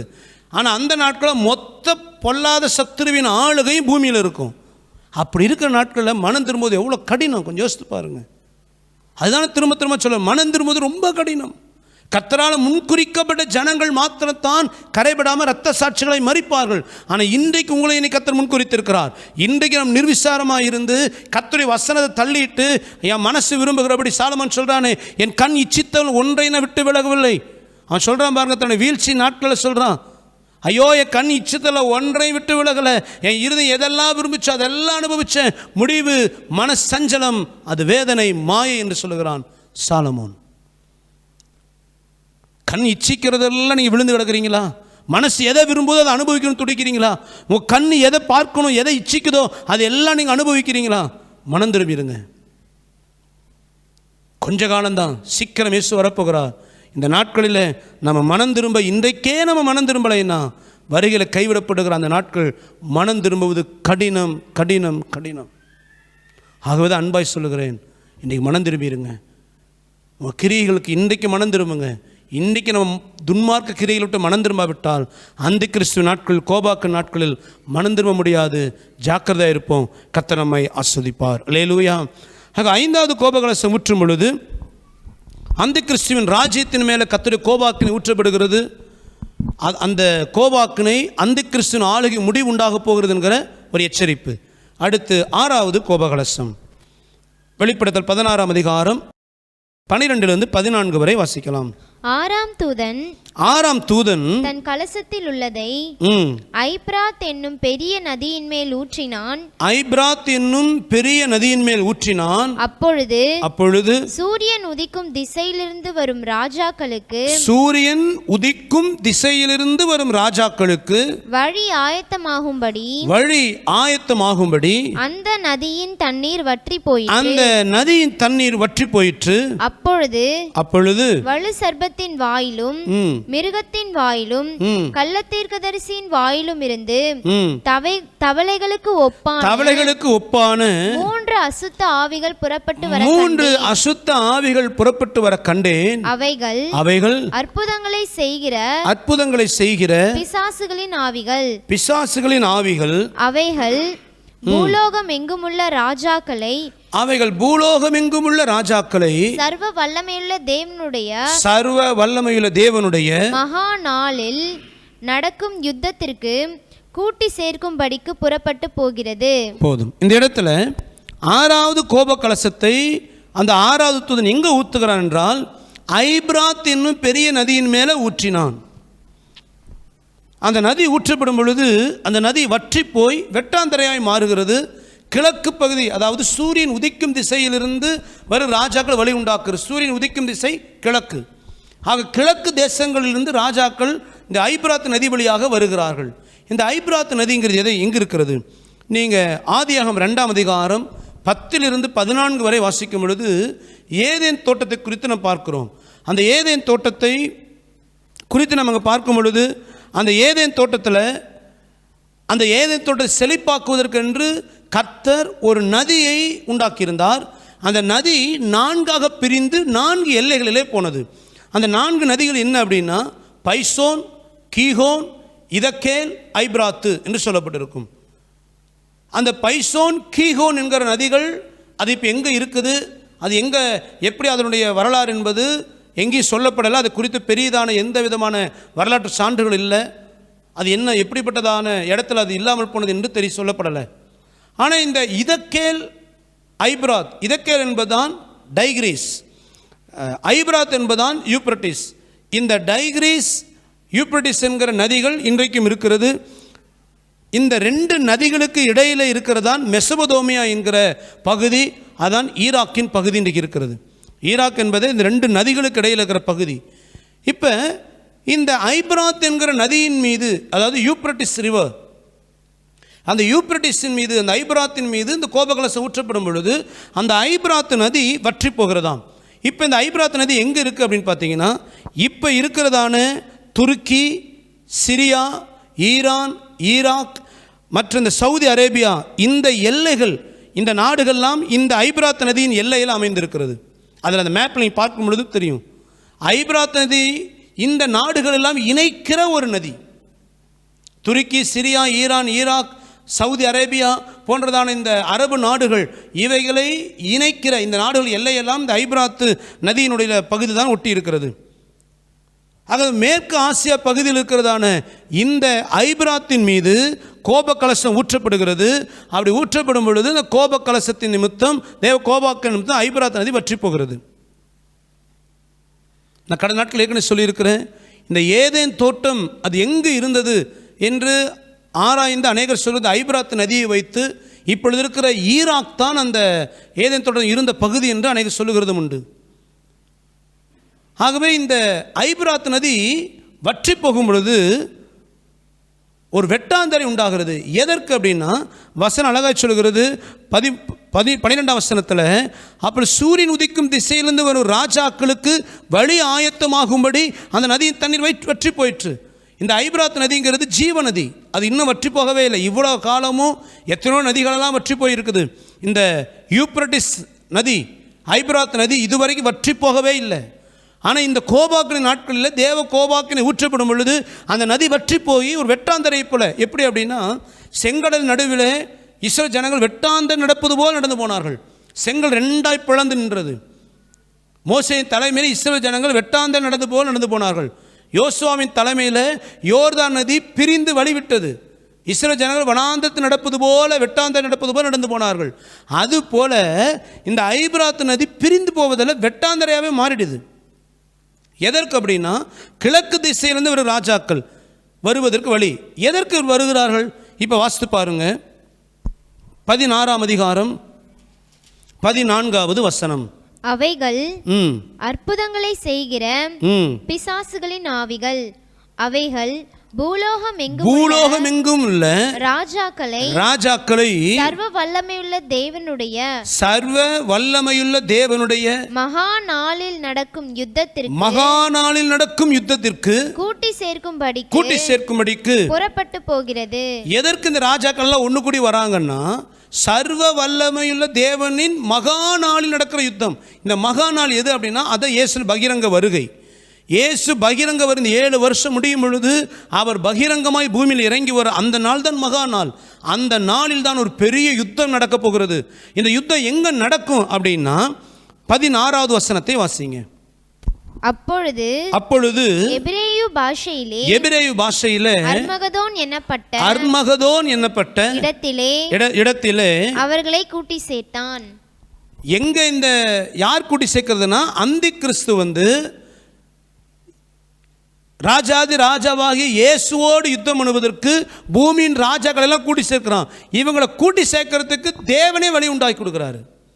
ஐபிராத் நதி வற்றி போக எதுக்கு ரொம்ப கஷ்டப்படுறீங்க? எல்லாரும் ஈஸியாக எங்கே கூடுங்க? அர்மகதோன் என்கிறதான இடத்துல. இந்த அர்மகதோன் எது அப்படின்னா, பாலஸ்தீனா தேசத்தில் மெகிதோன் என்கிற ஒரு பள்ளத்தாக்கு உண்டு. அந்த மெகிதோன் என்கிற பள்ளத்தாக்கில் தான் பெரிய யுத்தம் பண்ணுவதற்காக கூடுகிறார்கள். அர்மகதோன் என்று சொன்னால் 1000 பட்டணங்கள் உள்ள பள்ளத்தாக்கு. ஆகவே எல்லா தேசங்களிலும் இருக்கிற ராஜாக்கள் இந்த மெகிதோன் என்கிறதான பள்ளத்தாக்கில் கூடுவார்கள். பாலஸ்தீனா தேசத்தில் இருக்கிறதான இந்த மெகிதோன் என்கிற பள்ளத்தாக்கில் கூடுவார்கள் அந்த கிறிஸ்துவின் தலைமையில். இவர்கள் கூடி வருவதற்காக தேவன் ஒரு ஷார்ட்கட் உண்டாக்கி கொடுக்கிறார். அதான் ஐபிராத் நதியாக இருக்கிற இடம். அது வற்றி போன உடனே எல்லா தேசம் ராஜாக்களும் ஈஸியாக மெகிதோன் பள்ளத்தாக்கில் கூடுவார்கள். எதற்கு கூடுகிறார் என்று சொன்னால், இயேசு கிறிஸ்துவோடு யுத்தம் பண்ணுவதற்காக. ஆக மொத்த இராணுவமும், அந்த நாட்கள் யுத்தங்கிறது சாதாரணமாக இருக்காதுங்க. இப்போ ஒரு யுத்தம் வந்தாலே அது பூமி தாங்க முடியாத யுத்தமாக தான் இருக்கும். ஏன்னு சொன்னால் எல்லா நாடுகளும் அணுகுண்டு. 2ஆம் உலகப் போர் நடக்கும் பொழுது அமெரிக்கா தேசம் போட்ட அந்த அணுகுண்டு நிமித்தம் ஜப்பான் தேசம் 2 பட்டணம் சர்வ சங்காரமானது. அது எழும்புவதற்கு பல ஆண்டுகளானது. ஆனால் இப்போ அந்த நிலைமை கிடையாது. 2வது உலகப் போரில் அமெரிக்க தேசம் வல்லரசு நாடாக உருவானது. அது அணுகுண்டு உபயோகப்படுத்தினது. இன்னைக்கு சின்ன சின்ன நாடுகள் கூட அணுகுண்டு வைத்திருக்கிறது. ஒரு உலகப் போர் இப்பொழுது உண்டாகுமானால் எல்லா நாடுகளுமே அணுகுண்டை உபயோகப்படுத்துகிற அளவுக்கு ஒரு பெரிய யுத்தம் உண்டாகும். அப்படியானால் இந்த அர்மகதோன் யுத்தம் எப்படி இருக்குன்னு யோசித்து பாருங்க. அந்த கிறிஸ்துவின் தலைமையில் ஒரு பெரிய யுத்தம் உண்டாக போகிறது. அந்த யுத்தம் எங்கே நடக்க போகிறது? இந்த மெகிதோன் பள்ளத்தாக்கு என்கிறதான இடத்திலே உண்டாக போகிறது. அதற்கு வழி உண்டாக்கும்படி ஐபிராத் நதியை கர்த்தர் வற்றி போக பண்ணுகிறார். அப்போ என்ன நடக்குமா? தண்ணி வற்றி போகும் பொழுது 13ஆம் வசனத்தை வாசிங்க. அப்பொழுது வலு சர்ப்பத்தின் வாயிலும் மிருகத்தின் வாயிலும் கள்ளத்தீர்க்கதரிசியின் வாயிலும் இருந்து தவளைகளுக்கு ஒப்பான 3 அசுத்த ஆவிகள் புறப்பட்டு வர கண்டேன். 3 அசுத்த ஆவிகள் புறப்பட்டு வர கண்டேன். இப்போ யோவான் பார்க்குறாரு, இந்த 6வது கோபகலசம் ஊற்றப்பட்டு ஐபிராத் நதி வற்றி போகுது. வற்றி போகும் பொழுது வலுசர்பத்தின் வாயிலும் மிருகத்தின் வாயிலும் கள்ளத்தீர்க்கதரிசியின் வாயிலும், இந்த வலுசர்பம் தான் சாத்தான் என்று பார்த்தோம். அந்தி கிறிஸ்து, சாத்தான் ஆவியை நிரப்பட்ட ஒரு மனிதன். கள்ளத்தீர்க்கதரிசியும் அதே போல் சாத்தான் ஆவி நிரப்பட்ட மனிதன். இந்த வலுசர்பம் அந்தி கிறிஸ்து, கள்ளத்தீர்க்கதரிசி 3 பேரும் பிதா குமாரன் பரிசுத்தாவியானவரை போல தங்களை மாயமான ஒரு திருத்துவத்தை காண்பிப்பதற்காக சத்துரு உண்டாக்கினான் என்று பார்த்தோம். இந்த 3 பேருடைய வாயிலிருந்து தவளை கொப்பான ஒரு 3 அசுத்த ஆவி புறப்பட்டுதான். இந்த ஆவி என்ன செய்யுது? அதான் 14ஆம் வசனம் வாசிக்கிறோம். அவைகள் அற்புதங்களை செய்கிற பிசாசுகளின் ஆவிகள். அவை எல்லாம் பூலோகம் எங்கும் இருக்கிற ராஜாக்களை இயேசு கிறிஸ்துவின் நாளில் அவரோடு யுத்தம் பண்ணுவதற்காக ராஜாக்களை கூட்டி சேர்க்கிறது. அவனே என்ன அர்த்தம் என்றால், சாத்தானுக்கு புரிந்து விட்டது, கர்த்தருடைய திட்டங்கள் ஒன்றும் தடைபடாமல் எல்லாம் அவர் சொன்னபடியே நிறைவேறுகிறதை சாத்தான் புரிந்து கொண்டுட்டான்.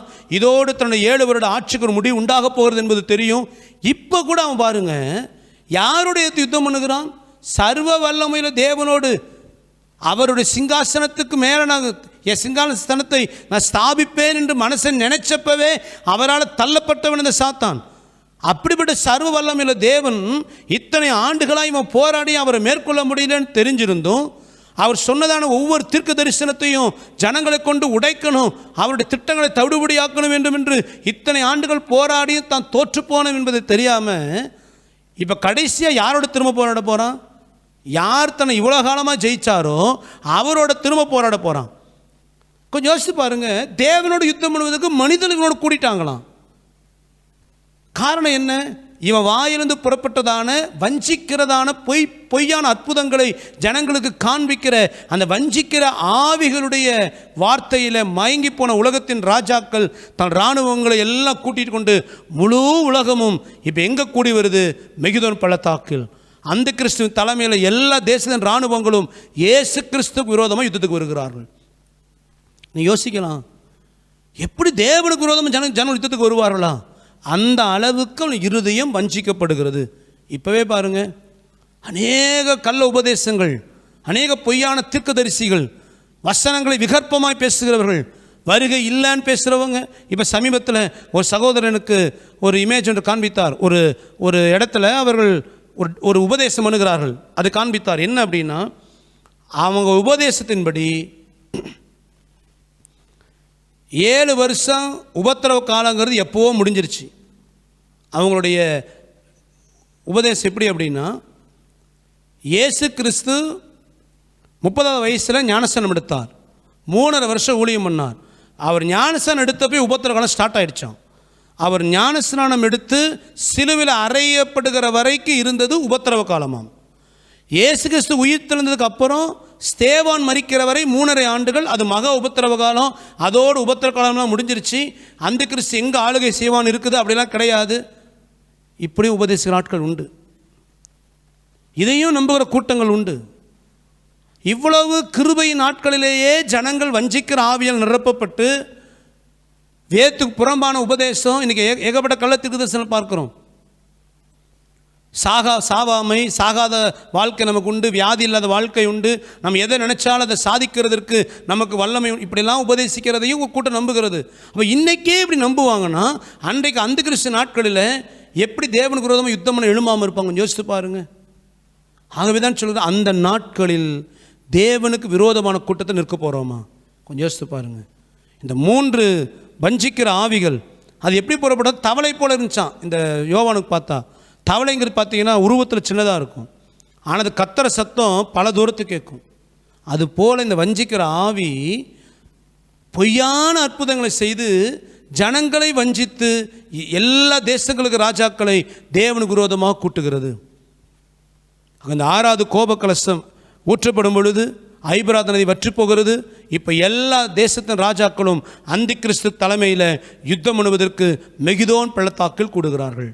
இப்போ அடுத்தது 7வது கோபகலசம். இந்த 7வது கோபகலசம் ஊற்றப்படுவதற்கு முன்பதாக இந்த 6வது கோபகலசத்துக்கும் 7வது கோபகலசத்துக்கும் இடையில் தேவன் ஒரு விசேஷமான செய்தியை கொடுக்கிறார். 6வது கோப கலசத்துக்கும் 7வது கோப கலசத்துக்கும் இடையில் ஒரு விசேஷ செய்தி. என்னது? 15வது வசனத்தை வாசிக்கலாம். இதோ திருடனை போல் வருகிறேன், திருடனை போல் வருகிறேன், தன் மானம் காக்கப்படத்தக்கதாக, தன் மானம் காணப்படத்தக்கதாக, நிர்வாணமாய் நடவாதபடிக்கு விழித்துக்கொண்டு தன் வஸ்திரங்களை காத்துக்கொள்கிறவன் தன் வஸ்திரங்களை காத்துக்கொள்கிறவன் பாக்கியவான். நல்ல கவனிங்க. 6வது கோபகலசம் முடிஞ்சிருச்சு. இப்போ 7வது கோபகலசம் ஊற்றப்படணும். அப்படி ஊற்றப்படுவதற்கு முன்னாடி ஒரு செய்தி யோவானுக்கு வெளிப்படுத்தப்படுது. என்ன செய்தினா, கர்த்தர் சொல்ற வார்த்தை, இதோ திருடனை போல வருகிறேன். திடீரென்று சத்தம். கர்த்தர் ஒரு ஸ்பெஷல் மெசேஜ் கொடுக்கிறார். என்ன மெசேஜ் அது? இதோ திருடனை போல வருகிறேன், தன் மானம் காணப்படத்தக்கதாக, நிர்வாணமாய் தன் நிர்வாணம் நடவாதபடி தன் வஸ்திரங்களை விழித்து கொண்டு காத்துக்கொள்கிறவன் பாக்கியவான். இந்த வஸ்திரத்தை எப்போ சொல்கிறாருங்கிறத நான் புரிஞ்சுக்கணும். நான் திருடனை போல வருகிறேன் அப்படின்ன உடனே இயேசு கிறிஸ்துவின் ரகசிய வருகை நினைத்துக் கொள்ளக்கூடாது. ஏன் அப்படின்னா, இந்த காலகட்டம் அந்த கிறிஸ்துவின் ஆளுகையை முடிய போகிற நேரம். இந்த நேரத்தை கர்த்தர் சொல்கிறாரு, திருடனை போல வருகிறேன். திருடனை போல என்று எதை ஆண்டவர் சொல்கிறாரு? இந்த செய்தி யாருக்கு சொல்லப்படுது அப்படின்னா, இப்போ இந்த 7 வருஷ ஆளுகையில் அநேக இரத்த சாட்சியை மறிச்சிட்டாங்க. யார் அப்படின்னு பார்த்தீங்கன்னா, 144,000 பேர் தேவனுடைய ஊழியக்காரர்களாக இருக்கிற யூதர்கள். அந்த ஊழியக்காரர்கள் யூதர்கள் மறித்து போயிட்டாங்க.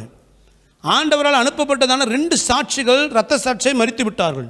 இந்த 144,000 ஊழியர்கள், யூத மார்க்கத்திலிருந்து இயேசுவை ஏற்றுக்கொண்டதான அந்த யூத ஊழியர்கள், யூத பரிசுத்தவான்கள், அவங்க மெசேஜை கேட்டு அநேக யூதர்கள் மனம் திரும்பி இயேசுவை ஏற்றுக்கொண்டு அவர்கள் இரத்த சாட்சிகளாய் மறித்திருக்கிறார்கள். இப்போ கர்த்தர் இன்னமும் இருக்கிற சில இரத்த சாட்சிகளை மறிக்க இருக்கிறதான, அல்லது கைவிடப்பட்டிருக்கிற, இன்னமும் இரத்த சாட்சியை மறிக்காமல் சில யூதர்கள் இருக்கிறார்களே, இன்னும் இவர்கள் இயேசு ஏற்றுக்கொள்ளாமல் இருந்திருக்கலாம். நான் திரும்ப சொல்ல, எல்லா யூதர்களும் அந்த கிறிஸ்து நாட்கள் ரட்சிக்கப்படுவதில்லை. ஒரு சில யூதர்கள் இன்னும் இறுதி கடினத்தோடு இருப்பார்கள். இப்போ கர்த்தர் கடைசி ஒரு செய்தியை கொடுக்கிறார். யாருக்கு அப்படின்னா, இன்னமும் இயேசுவை ஏற்றுக்கொள்ளாத இந்த அந்த கிறிஸ்து நாட்கள் இருக்கிற இன்னும் சில யூதர்களுக்கு கர்த்தர் விசேஷ செய்தியை கொடுக்கிறார். என்ன செய்தி? இதோ நான் திருடனை போல வருகிறேன், உன் மானம் காணப்படாதபடிக்கு உன் வஸ்திரத்தை நீ காத்துக்க. இப்போ நிர்வாணமாக இருக்கிற, உன் மானம் காணப்படும்படி நீ நிர்வாணமாக இருக்கிற, ஜாக்கிரதையாக இருந்து உன் நிர்வாணத்தை மூடும்படி உன் வஸ்திரத்தை காத்துக்கொள். இந்த செய்தி யாருக்கு? இன்னமும் எடுத்துக்கொள்ளப்படாமல் இருக்கிற யூதர்களுக்கு. நான் திருடனை போல வருகிறேன். ஏன் ஆண்டவர் சொல்கிறாரு? குறிப்பாக நம்ம திருடனை போல ஆண்டவர் வரப்போகிறார். எதை சொல்லுவோம்? ரகசிய வருகை. இதோ நான் திருடனை போல வருகிறேன் என்று ஆண்டவர் ரகசிய வருகை குறித்து சொல்லுகிறார் சபைக்கு. நீ நினையாத நாளையில மனுஷகுமாரன் வருவார், ஆதலால் நீங்களும் ஆயத்தமாயிருங்கள். 2 தெசலோனிக்கேயர் 2ஆம் அதிகாரம், 1 தெசலோனிக்கேயர் 5ஆம் அதிகாரம் இதெல்லாம் வாசிக்கும் பொழுது, இதோ நான் திருடனை போல வருகிறேன். யாருக்கு ஆண்டவர் சொல்றாரு? சபைக்கு. ஆனால் இப்போ அவர் திருடனை போல வருகிறேன்னு சொல்கிற வருகை என்பது 1000 வருட பூமியில் ஆளுகை செய்ய இயேசு வரப்போகிற பகிரங்க வருகை. அதை ஏன் திருடனை போல ஆண்டவர் சொல்றாரு?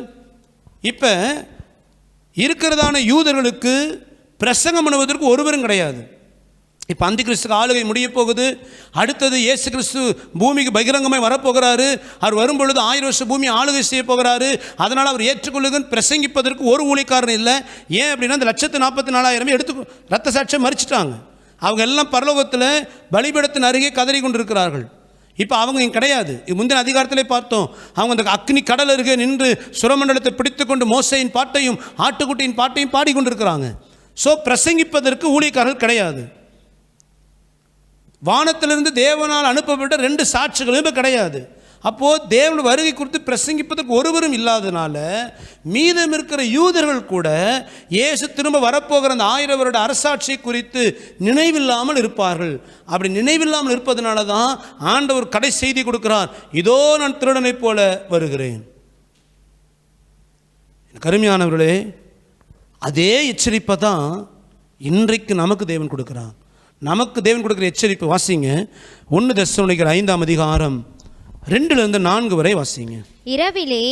இரவிலே திருடன் வருகிற விதமாய் கர்த்தருடைய நாள் வரும் என்று நீங்களே நன்றாய் அறிந்திருக்கிறீர்கள்.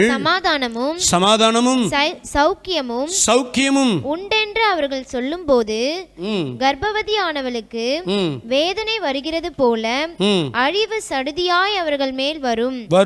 அவர்கள் தப்பி போவது இல்லை. சகோதரரே, அந்த நாள் திருடனை போல உங்களை பிடித்துக் கொள்ளத்தக்கதாக நீங்கள் அந்தகாரத்தில் இருக்கிறவர்கள் அல்லவே. சபைக்கு ஆண்டு கொடுக்கும் பொழுது சொல்றார் பாருங்க, அந்த நாள் திருடனை போல் உங்களை பிடித்துக் கொள்ளத்தக்கதாக நீங்கள் அந்தகாரத்தில் இருக்கிறவர்கள் அல்லவே. 2ஆம் வசனத்தில் சொல்லும் பொழுது இரவிலே திருடன் வருகிற விதமாய் கர்த்தருடைய நாள் வரும் என்று நீங்களே நன்றாய் அறிந்திருக்கிறீர்களே. ரகசிய வருகை குறித்து ஆண்டவர் சொல்லும் பொழுது அது திருடனை போல வருகிறேன், இங்கு திருடனை போல வருகிறேன்னு சொல்வது சபையாகி உங்களுக்கு எனக்கு கொடுக்கிற எச்சரிப்பு. வெளிப்படுத்தல் 17 சொல்லப்படுவது அந்த நாட்களிலே கைவிடப்பட்டிருக்கிற யூதர்களுக்கு கொடுக்கப்படுகிற விசேஷ செய்தி, கடைசி செய்தி. அதே செய்தி தான் நமக்கும். இப்போ அன்றைக்கு யூதர்களுக்கு என்ன கொடுக்க போறாராம், நீ திருடனை போல வருகிற அந்த நாளுக்கு தப்பித்து கொள்ளணும், நீ நியாயத்திற்புக்கு ஆளாகக்கூடாதுன்னா கர்த்தர் 2 ஆலோசனை கொடுக்கிறார். ஒன்று, உன் நிர்வாணம் காணப்படக்கூடாது. 2வது, உன் வஸ்திரம் கரைபடாமல் பாதுகாக்கப்படணும். இதே செய்தி தான் நமக்கும். அவனுடைய ரகசிய வருகையாகிய அந்த வருகையை நாம் எடுத்துக்கொள்ளப்படணும்னா நம்முடைய நிர்வாணம் காணப்படக்கூடாது. நிர்வாணம் என்ன? நீ வெளிப்படுத்தல் 3ஆம் அதிகாரம் 17ஆம் வசனம் வாசிக்கும் பொழுது லவோதிக்கே சபை குறித்து கர்த்தர் சொல்லும் பொழுது, நீ நிர்வாணியாக இருந்தும் எனக்கு ஒரு குறைவும் இல்லைன்னு ஐஸ்வர்ய சம்பரன் சொல்லுகிறாயே, நிர்வாணியாக இருக்கிற என்று கர்த்தர் லவோதிக்கே சபை எச்சரிக்கிறார். இந்த லவோதிக்கே சபை எதில் நிர்வாணியாக இருந்துச்சு? பொருளாதாரத்தில் செழிப்பாக இருந்துச்சு, ஆடம்பர ஆடைகளை உடுத்திருந்தார்கள். ஆனால் ஆவிக்குரிய வாழ்க்கையில் வளர்ச்சி இல்லாமல் நிர்வாணியாக இருந்தாங்க. உலக வாழ்க்கையில் எல்லா விதமான ஆசீர்வாதம் மூடிக்கொண்டிருந்தார்கள். ஆனால் ஆவிக்குரிய வாழ்க்கையில் எந்த விதமான ஆவிக்குரிய அடையாளம் இல்லாத நிர்வாணிகள். அப்போ நம்ம நிர்வாணியை காணப்படக்கூடாதுன்னா என்ன அர்த்தம்? நாம் வருகையில் எடுத்துக்கொள்ளப்படணும்னா ஆவிக்குரிய வாழ்க்கையில் வளர்ந்தவர்களாக இருக்கணும்.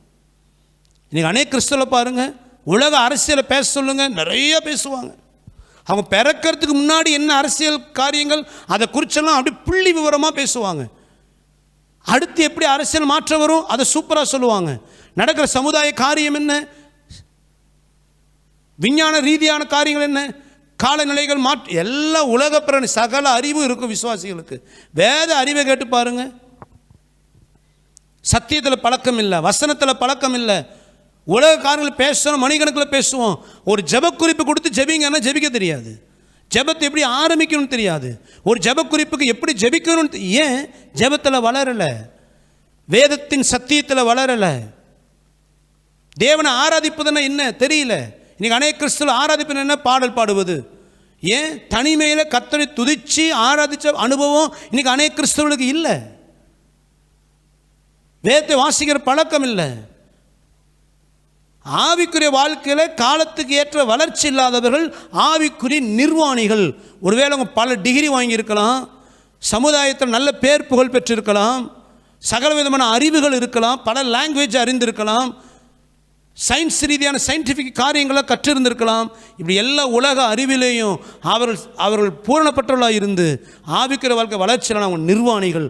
ஆண்டவரே சொல்ல லவோதிக்கே சபை பார்த்து, அவர்களுக்கு பொருளாதாரத்தில் குறைவு கிடையாது, வஸ்திரத்தில் குறைவு கிடையாது, எல்லா விதத்துலேயும் நல்ல வளர்ச்சி உலக வாழ்க்கையில். ஆனால் ஆவிக்குரிய வாழ்க்கையில் அவங்க ஜீரோ. ஆகவே ஆண்டு சொல்ல நிர்வாணியாக இருக்கிற அப்படின்னார் லவோதிக்கே சபை. அந்த சபையில் இருக்கிற மக்களை பார்த்து, ஏன் அப்படின்னா நீ உலக வாழ்க்கையில் எல்லாத்தையும் வளர்ந்துருக்கிறப்பா, படிப்பு அறிவு. ஏன்னா அவங்க கண்ணுக்கு தேவையான மருந்துகளை அதிகமாக மேனுஃபேக்சரிங் பண்ணாங்க லவோதிக்க பட்டணத்தில். ஸோ படிப்புக்கு குறைவு கிடையாது. அவங்க தான் பல பட்டணங்களுக்கு ட்ரெஸ் மேனுஃபேக்சரிங் பண்ணி அனுப்புகிறவங்க. ஸோ அவங்க போடுற ட்ரெஸ்ஸுக்கு குறைவு கிடையாது. பலவிதமான வியாபாரம் இருந்ததுனால பொண்ணு வெள்ளி ஏகமாக இருந்துச்சு. அங்கே பொருளாதார ரீதியாக ஒரு குறையும் இல்லை. உலக பிரகாரமாய் ஆசீர்வாதமாக இருந்தாங்க, ஆவிக்கிற வாழ்க்கையில் நிர்வாணியாக இருந்தாங்க. கர்த்தர் சொல்கிறாரு, நான் திருடனை போல வரும் பொழுது நீ ஆவிக்கிறவங்க நிர்வாணியாக இருந்தான் கைவிடப்பட்டுருவ. நீ நிர்வாணியாக இருக்காமல் உன் வஸ்திரத்தை போட்டுக்கொள். கருமையானவர்களே, நீ எவ்வளோ வருஷம் ஆயிடுச்சு ரட்சிக்கப்பட்டு? 10 வருஷம் ஆச்சு. நான் ஞானஸ்தானம் எடுத்து நான் 5 வருஷமாச்சு, 10 வருஷமாச்சு. ஒரு முறையாகிலும் முழு வேதத்தை வாசித்திருப்பீங்களா? பல வருஷம் நான் ரட்சிக்கப்பட்டேன்னு சொல்கிறீங்களே, குறைஞ்சது 1 மணி நேரமாக ஒரு நாள் ஜெபிக்கிற அனுபவம் உங்களுக்குள்ள இருக்கா? எப்படி ஜெபிக்கணும் உங்களுக்கு தெரியுமா? ஆராதனை என்னன்னு தெரியுமா? தேவ சமூகத்தை தனியாக உட்காந்து அவர் பாடி துதிச்சு ஆராதிக்கிற அனுபவம் இருக்கா? இல்லைன்னா நீங்கள் எவ்வளோ படிச்சிருந்தாலும், சமுதாயத்தில் எவ்வளோ நல்லவங்கன்னு பேர் புகழ் வாங்கியிருந்தாலும் நீங்கள் நிர்வாணமாக இருக்கிறீங்க. நீங்கள் நிர்வாணமாக இருப்பீங்கன்னா திருடனை போல இயேசு வரும் பொழுது பரிதபிக்கப்படுவீங்க. காலத்துக்கு ஏற்ற உலக வளர்ச்சி இருக்கோ இல்லையோ, ஆவிக்கிற வளர்ச்சி இருக்கா? ஜாக்கிரதை, நிதானித்துக்கங்க. உங்கள் நிர்வாணம் காணப்படாதபடி ஜாக்கிரதையாக இருங்க. ரெண்டாவது கர்த்தர் இன்னொரு ஆலோசனை கொடுக்குறாரு, உன் வஸ்திரம் காக்கப்படணும். ஏன் ஆண்டவர் யூத ஜனங்களுக்கு அந்த உபத்திரவத்தின் நாட்கள் வஸ்திரம் காக்கப்படணும்னு சொல்கிறாரு? அந்த கிறிஸ்துவின் வஞ்சகத்தினால முழு உலகமும் கரைபட்டு இருக்குது. இப்போ கைவிடப்பட்ட ஜனமெல்லாம் அந்த கிறிஸ்துவின் வஞ்சக போதனையினால் கரைபட்டு அவங்க எல்லாருமே பில்லி சுனியம், மாந்திரிகம், விபச்சாரம், வேசித்தனம், களவு, கொலை, கொள்ளை, இப்படி எல்லா துன்மார்க்க காரியத்தினாலும் வாழ்க்கை கரைபட்டு இருக்குது. இப்போ ஆண்டவர் கடைசி எச்சரிப்பு யூதர்களுக்கு கொடுக்கிறார், உன் வஸ்திரத்தை கரைபடாமல் காத்துக்க. எதனால் கரைபடக்கூடாது? உலகத்தினுடைய அருவருப்புகளினால் கரைபடாதபடி, சாத்தானுடைய வஞ்சகத்தினால் கரைபடாதபடி. இதே எச்சரிப்பு தான் இன்னைக்கு கர்த்தர் நமக்கு கொடுக்கிறார். வாசிங்க யூதாவின் புத்தகம் 23வது வசனம். மாம்சத்தால் கரைப்பட்டிருக்கிற வஸ்திரத்தை, மாம்சத்தினால் கரைபட்டிருக்கிற வஸ்திரத்தை வெறுத்து தள்ளுங்கள், வெறுத்து தள்ளுங்கள். மாம்சத்தினால் கரைபட்டிருக்கிற வஸ்திரம். நீங்கள் ரட்சிக்கப்பட்டு சபைக்கு போகிற விசுவாசியாக இருக்கலாம், ஏன் ஒரு ஊழியக்காரராகவும் இருக்கலாம். உங்கள் வஸ்திரம் மாம்ச இச்சையினால் கரைபட்டிருக்குமானால் அப்படிப்பட்ட வஸ்திரத்தை கலற்றி போடும்படி கர்த்தர் எச்சரிக்கிறார். நான் சொல்கிற வஸ்திரம் வெளியே இருக்கிற உடுப்பை நான் சொல்லலை, உங்கள் அந்தரங்க வாழ்க்கை. ஒருவேளை நீ ஊழியக்காரராக இருந்தும் தவறான இடத்துல கள்ள உறவுகள், தவறான விதத்தில் வருகிற பணத்தின் மேலே இச்சை, திருமணம் ஆகியிருந்தும் தவறான கள்ள உறவுகள், தவறான விபச்சார வேசித்தன பாவங்கள், இனி விசுவாசின்னு இருக்குது, ஊழியக்காரன்ட்டு இருக்குது. ஒருவேளை நீங்கள் மாம்ச இச்சை நிரம்பியனால இருப்பீர்களானால், கண்கள் இச்சையினால் தடுமாறலாக இருப்பீர்களானால், உங்கள் அந்தரங்க வாழ்க்கையில் அநேக பாவங்களால் உங்கள் சரீரம் கரைபட்டு இருக்குமானால் மனம் திரும்புங்க. உங்கள் மாம்சத்தில் போராடுகிற இச்சைகள் உங்களை மேற்கொள்ளுதுன்னா, நீங்கள் ஊழியக்காரராக இருப்பீங்கன்னா முதல்ல ஊழியத்தை நிப்பாட்டிட்டு தேவ சமூகத்தில் அமர்ந்து உபவாசித்து கதறி ஜெபிங்க. முதல்ல இந்த மாம்ச இச்சையிலிருந்து விடுதலையாக்குங்க ஆண்டவரே. நான் தவறான பாதையில் போய் கொண்டு இருக்கிறேன், ஆனால் ஊழியம் செய்து கொண்டு இருக்கிறேன். நான் சபையில் ஒரு முக்கியமான ஊழியத்தில் இருக்கிறேன், நான் தான் மூத்த விசுவாசியாக இருக்கிறேன், ஆனால் என் அந்தரங்க வாழ்க்கை இவ்வளவு கரைபட்டு இருக்கிறேன். ஒருவேளை நீங்கள் சபையில் ஒரு மூத்த விசுவாசியாக, ஒரு மூப்பரை போல, அல்லது சபையில் சில ஊழியங்களை செய்து கொண்டு இருக்கிறீங்களா, உங்கள் அந்தரங்க வாழ்க்கையில் கரைபட்டு இருப்பீங்களானால் முதல்ல அங்கே ஊழியத்தை நிறுத்திட்டு தேவ சமூகத்தில் அமர்ந்து உங்கள் பாவங்களை அறிக்கை செய்து உங்கள் மாம்சத்தால் கரைபட்ட வஸ்திரங்களை தூக்கி வீசிவிட்டு உங்களை பரிசுத்தமாக்கி கொண்டு நீங்கள் சபையில் ஊழியம் செய்யுங்க. நீங்கள் ஊழியக்காரர்களாக இருப்பீங்களானால், நீங்கள் சுவிசேஷர்களாக இருப்பீங்களானால், நீங்கள் எந்த ஊழியம் செய்து கொண்டிருந்தாலும் உங்கள் மாம்சத்தால் கரைபட்ட வஸ்திரங்கள் முதல்ல புறம்பே தள்ளி போடுங்க. அல்லது நீங்கள் ஒரு விசுவாசியாக இருப்பீங்கன்னா உங்கள் மாம்சத்தால் கரைபட்ட உங்கள் வாழ்க்கையை முதல்ல சுத்திக்கிறீங்க. மாம்சத்தால் கரைபட்ட வாழ்க்கை ஆபத்து. ஆகவே தான் கர்த்தர் சொல்றார், உன்னுடைய வஸ்திரத்தை காத்துக்கொள்.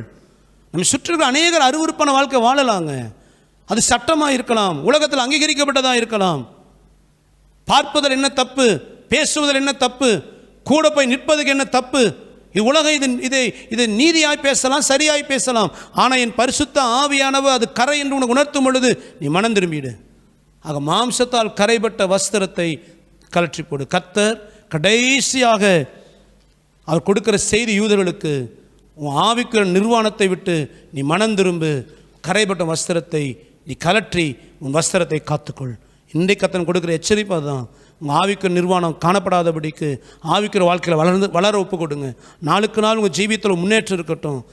உங்கள் மாம்சத்தை கரைபடுத்துகிற இச்சை என்கிற பாவங்களுக்கு மனம் திரும்புங்க. கர்த்தர் ஆஸ்வதிப்பார். ஆக இந்த செய்தி முடிந்தவுடனே கடைசி கோபக்கலசம் ஊற்றப்படுகிறது. 7வது கோபக்கலசம் வெளிப்படுத்தல் 16ஆம் அதிகாரம் 17 கடைசி வாசிக்கலாம். 7ஆம் தூதன் தன் கலசத்தில் உள்ளதை ஆகாயத்தில் ஊற்றினான். அப்பொழுது பரலோகத்தின் ஆலயத்தில் உள்ள சிங்காசனத்தில் இருந்து ஆயிற்று என்று சொல்லிய பெருஞ்சத்தம் பிறந்தது. ஆயிற்று என்று சொல்லிய பெருஞ்சத்தம் பிறந்தது. சத்தங்களும் இடிமுழக்கங்களும் மின்னல்களும் உண்டாயின. பூமி மிகவும் அதிர்ந்தது. பூமியின் மேல் மேல் மனுஷர்கள் உண்டான நாள் முதற்கொண்டு அப்படிப்பட்ட பெரிய அதிர்ச்சி உண்டானதில்லை.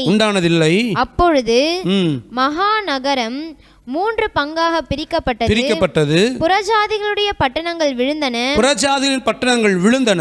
மகாபாபிலோனுக்கு தேவனுடைய உக்கிரமான கோபாக்கினையாகிய மதுவுள்ள பாத்திரத்தை கொடுக்கும்படி அது அவருக்கு முன்பாக நினைப்பூட்டப்பட்டது. தீவுகள் யாவும் அகன்று போயின, பர்வதங்கள் காணப்படாமற் போயின. தாளந்து நிறையான பெரிய கல்மலையும் வானத்திலிருந்து மனுஷர் மேல் விழுந்தது. அந்த கல்மலையினால் உண்டான வாதையின் நிமித்தம் மனுஷர்கள் தேவனை தூஷித்தார்கள். அந்த வாதை மகா கொடிதாயிருந்தது. கடைசியான 7வது கோபகலசம் ஊற்றப்படுது. அப்படி ஊற்றப்படும் பொழுது அந்த 7வது தூதன் அந்த கோபகலசத்தை வானத்தில் ஊற்றுகிறான். வானத்தில் ஊற்றின பெரும் சத்தம் கேட்கிறது. என்ன சத்தம்? ஆயிற்று. அப்படின்னா எல்லாம் ஃபினிஷிங், முடிந்தது, முடிவுக்கு வந்துடுச்சு, ஆயிடுச்சு, எல்லாம் முடிந்தது என்கிற சத்தம் கேட்குது. அப்படி கேட்ட உடனே அநேக காரியங்கள் சம்பவிக்கதாம். என்ன சம்பவிக்கிறது? முதலாவது பார்த்தீங்கன்னா சத்தங்களும் இடி முழக்கங்களும் மின்னலும் உண்டாகிறது. அதாவது இந்த ஆயிற்றுன்னு சொல்லும் பொழுது எல்லாம் முடிஞ்சு, இதோட அந்த கிறிஸ்தன் ஆளுகை முடிய போகுது, கர்த்தருடைய ஆளுகை ஆரம்பமாகுது, அதான் முடிந்ததுன்னு சொல்லப்படுகிறது. அந்த சத்தம் வந்த உடனே பயங்கரமான சத்தங்களும் இடி முழக்கங்களும் மின்னல் உண்டாகிறதாம்.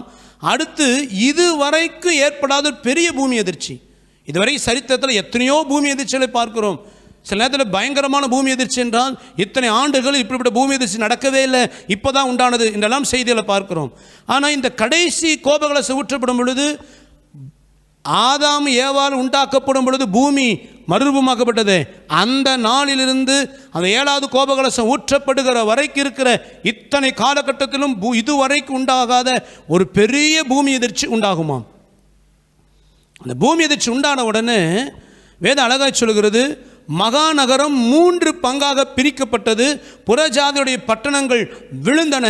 மகா பாபிலோனுக்கு தேவனுடைய உக்கிரமான கோபாக்கினைய மதுவல்ல பாத்திரத்தை கொடுக்கும்படி அது அவருக்கு முன்பாக நினைப்பூட்டப்பட்டது. அதாவது மகாநகரம் 3ஆக பிரிந்தது. இப்போ ஐபிராத்து நதியில் அந்த கோபகலசம் ஊற்றப்படும் பொழுது பெரிய யுத்தம் ஆரம்பமாகிறது. அந்த யுத்தம் முடியும் பொழுது அந்த மகாநகரம், இங்கே சொல்லப்படும் மகாநகரம் எருசலேம், அது 3 பங்காக பிரிக்கப்படும். எழுத்தின்படியாகவே அந்த நகரம் பிரிக்கப்படுகிறது. புறஜாதியின் பட்டணங்கள் விழுகிறது. புறஜாதியின் பட்டணங்கள் விழுகிறது என்று சொல்லும் பொழுது யுத்தம் பண்ணும்படியாக கூடி வருகிற புறஜாதி மக்கள், அப்படிப்பட்டதான அந்த பட்டணங்கள் யுத்தத்தில் அழிந்து போகிறது. அது முடியும் பொழுது மகா பாபிலோனுக்கு கோபாக்கினை கொடுக்கும்படி கர்த்தருக்கு நினைப்பூட்டப்படுகிறது. நீங்கள் அடுத்து 17-18 அதிகாரம் வாசித்து பாருங்கள். அடுத்து தியானிக்க போகிறோம். அந்த மகா பாபிலோன் யார்? அதற்கான கோபாக்கினை, அதற்கான தேவனுடைய உக்கிரமான கோபாக்கினை வெளிப்படுத்தப்படுகிறது. அந்த மகா பாபிலோன் அழிக்கப்படுகிறது. அடுத்து என்ன உண்டாகிறதாம்? தீவுகள் 20ஆம் வசனத்தில், தீவுகள் யாவும் அகன்று போயின, பர்வதங்கள் காணப்படாமலே போயின. நல்லா கவனிங்க. தீவுகள், பர்வதங்கள் இதெல்லாம் இல்லாமல் போயிடு. அது எப்படி நடக்குமா? தீவுனா என்ன? அந்தமான் நிக்கோபார் ஒரு தீவு, ஏன் ஆஸ்திரேலியா ஒரு தீவு போல தான். அதாவது தீவுகள் சொல்லும் பொழுது சமுத்திரத்தினாலே சூழப்பட்டு பிரிக்கப்படுகிற ஒரு பட்டணம் அல்லது ஒரு தேசம், ஒரு தீவு போல் இருக்கிறது. இப்போ நம்ம பூமி நிலப்பரப்பு பூமியை பார்த்தீங்கன்னா 70% பூமியில் தண்ணி தான், 30% தான். அதாவது 4/3 பங்கு நீர், 1 பங்கு தான் நிலம். இப்போ தீவுகள் யாவும் அகன்று போயின அப்படின்னு என்ன அர்த்தம் அப்படின்னா, இந்த மகா பெரியதான பூமி அதிர்ச்சி உண்டாக போகுது. அப்படி பூமி அதிர்ச்சி உண்டாகும் பொழுது இந்த பூமியினுடைய பூக்கோள அமைப்பே மாறிடும். இப்போ பூமியோட அமைப்பு பார்த்தீங்கன்னா நீரும் நிலவுமா இருக்குது. பிள்ளைங்க படிக்கும்போது சொல்ல தீபகற்பம் அப்படின்னு சொல்லுவாங்க. அதாவது சுற்றில் தண்ணியால் சூழப்பட்டு ஒரு பக்கப்பட்டு நிலப்பரப்பாக இருந்தால் தீபகற்பம் அப்படின்னு சொல்லுவாங்க. தீவுகள்னு சொல்லப்படுகிறது. சாதாரணமாக பூமியில் 4/3 பங்கு தண்ணி தான், ஒரு பக்கம் தான் தீவு. அந்த தீவுகள் அங்கங்கே இருக்குது. நிலப்பரப்பு பார்த்தீங்கன்னா இடையில கடல் ஓடுது, ஆறு ஓடுது, நதி ஓடுது, அங்கங்கே நிலப்பரப்பு இருக்குது.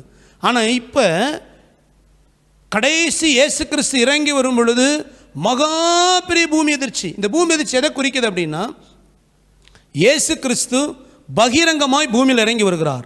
அவர் பாதம் பட்ட உடனே ஒரு பயங்கர பூமி எதிர்ச்சி. அப்படி அதிர்ச்சி உண்டாகும் பொழுது என்ன நடக்கிறது? நீ வாசிங்க, சகரியா 14ஆம் அதிகாரம் 3-4 வசனங்களையும் வாசிங்க. கர்த்தர் புறப்பட்டு யுத்த நாளிலே போராடுவது போல் அந்த ஜாதிகளோடே போராடுவார். அந்நாளிலே அவருடைய பாதங்கள் கிழக்கே எருசலேமுக்கு எதிரே இருக்கிற ஒலிவ மலையின் மேல் நிற்கும். அப்பொழுது மகா பெரிய பள்ளத்தாக்கு உண்டாகும்படி ஒலிவமலை தன் நடு மையத்திலே கிழக்கு மேற்காய் எதிராக பிளந்து போம். நல்லா கவனிங்க. இயேசு கிறிஸ்து அவர் பாதங்கள் ஒலிவு மலையில் படும் பொழுது அந்த ஒலிவு மலையை ரெண்டாக பிளந்து போயிடுமா? எப்படி ஒரு மலை ரெண்டாக பிளந்து போகும்? அந்த அளவுக்கு ஒரு பெரிய பூமி எதிர்ச்சி உண்டாக போகிறது. அப்போ இந்த 7வது கோபகலசம் ஊற்றப்படும் பொழுது அந்த கிறிஸ்து ஆளுகை முடிவு உண்டாக்க இயேசு வருகிறார். அப்படி வரும் பொழுது பெரிய பூமி எதிர்ச்சி, அந்த பூமி எதிர்ச்சினால பூக்கோள அமைப்புகளே மாற ஆரம்பிச்சிடும். அதைத்தான் வேதம் சொல்கிறது, தீவுகள் யாவும் அகன்று போயின. அகன்று போய் என்ன அர்த்தம்னா, தண்ணியெல்லாம் ஒரு பக்கம் பிரிஞ்சிடும், நிலப்பரப்பெல்லாம் ஒரு பக்கம் வந்துடும். இப்போ நீங்கள் மேப் எடுத்து பார்த்தீங்கன்னா, உலக மேப்பை பார்த்தீங்கன்னா, ஒரு நாட்டுக்கு இன்னொரு நாட்டுக்கும் இடையில பார்த்தீங்கன்னா ஒரு கடல் போகும், ஆறு போகும், நதி போகும், அங்கங்கே ப்ளூவாக தெரியும் மேப்பில். நிலம் நீர் அப்படி பிரிஞ்சு இருக்கும். ஆனால் இப்போ தீவுகள் அகன்று போயினா மேப்பே மாறி எல்லா கடலும் ஒன்றா சேர்ந்துடும், எல்லா நிலமும் ஒன்றா சேர்ந்துடும். எப்படி சாத்தியமாகுது? சமீபத்தில் ஒரு செய்தி தொகுப்பில் போட்டிருந்தாங்க. என்ன அப்படின்னா, தொடர்ந்து வருகிற பூமி அதிர்ச்சிகளினால், சுனாமி பேரலைகளினால், சுனாமி என்பது 2004 நம்ம பார்த்தோம், சுனாமி வந்தது.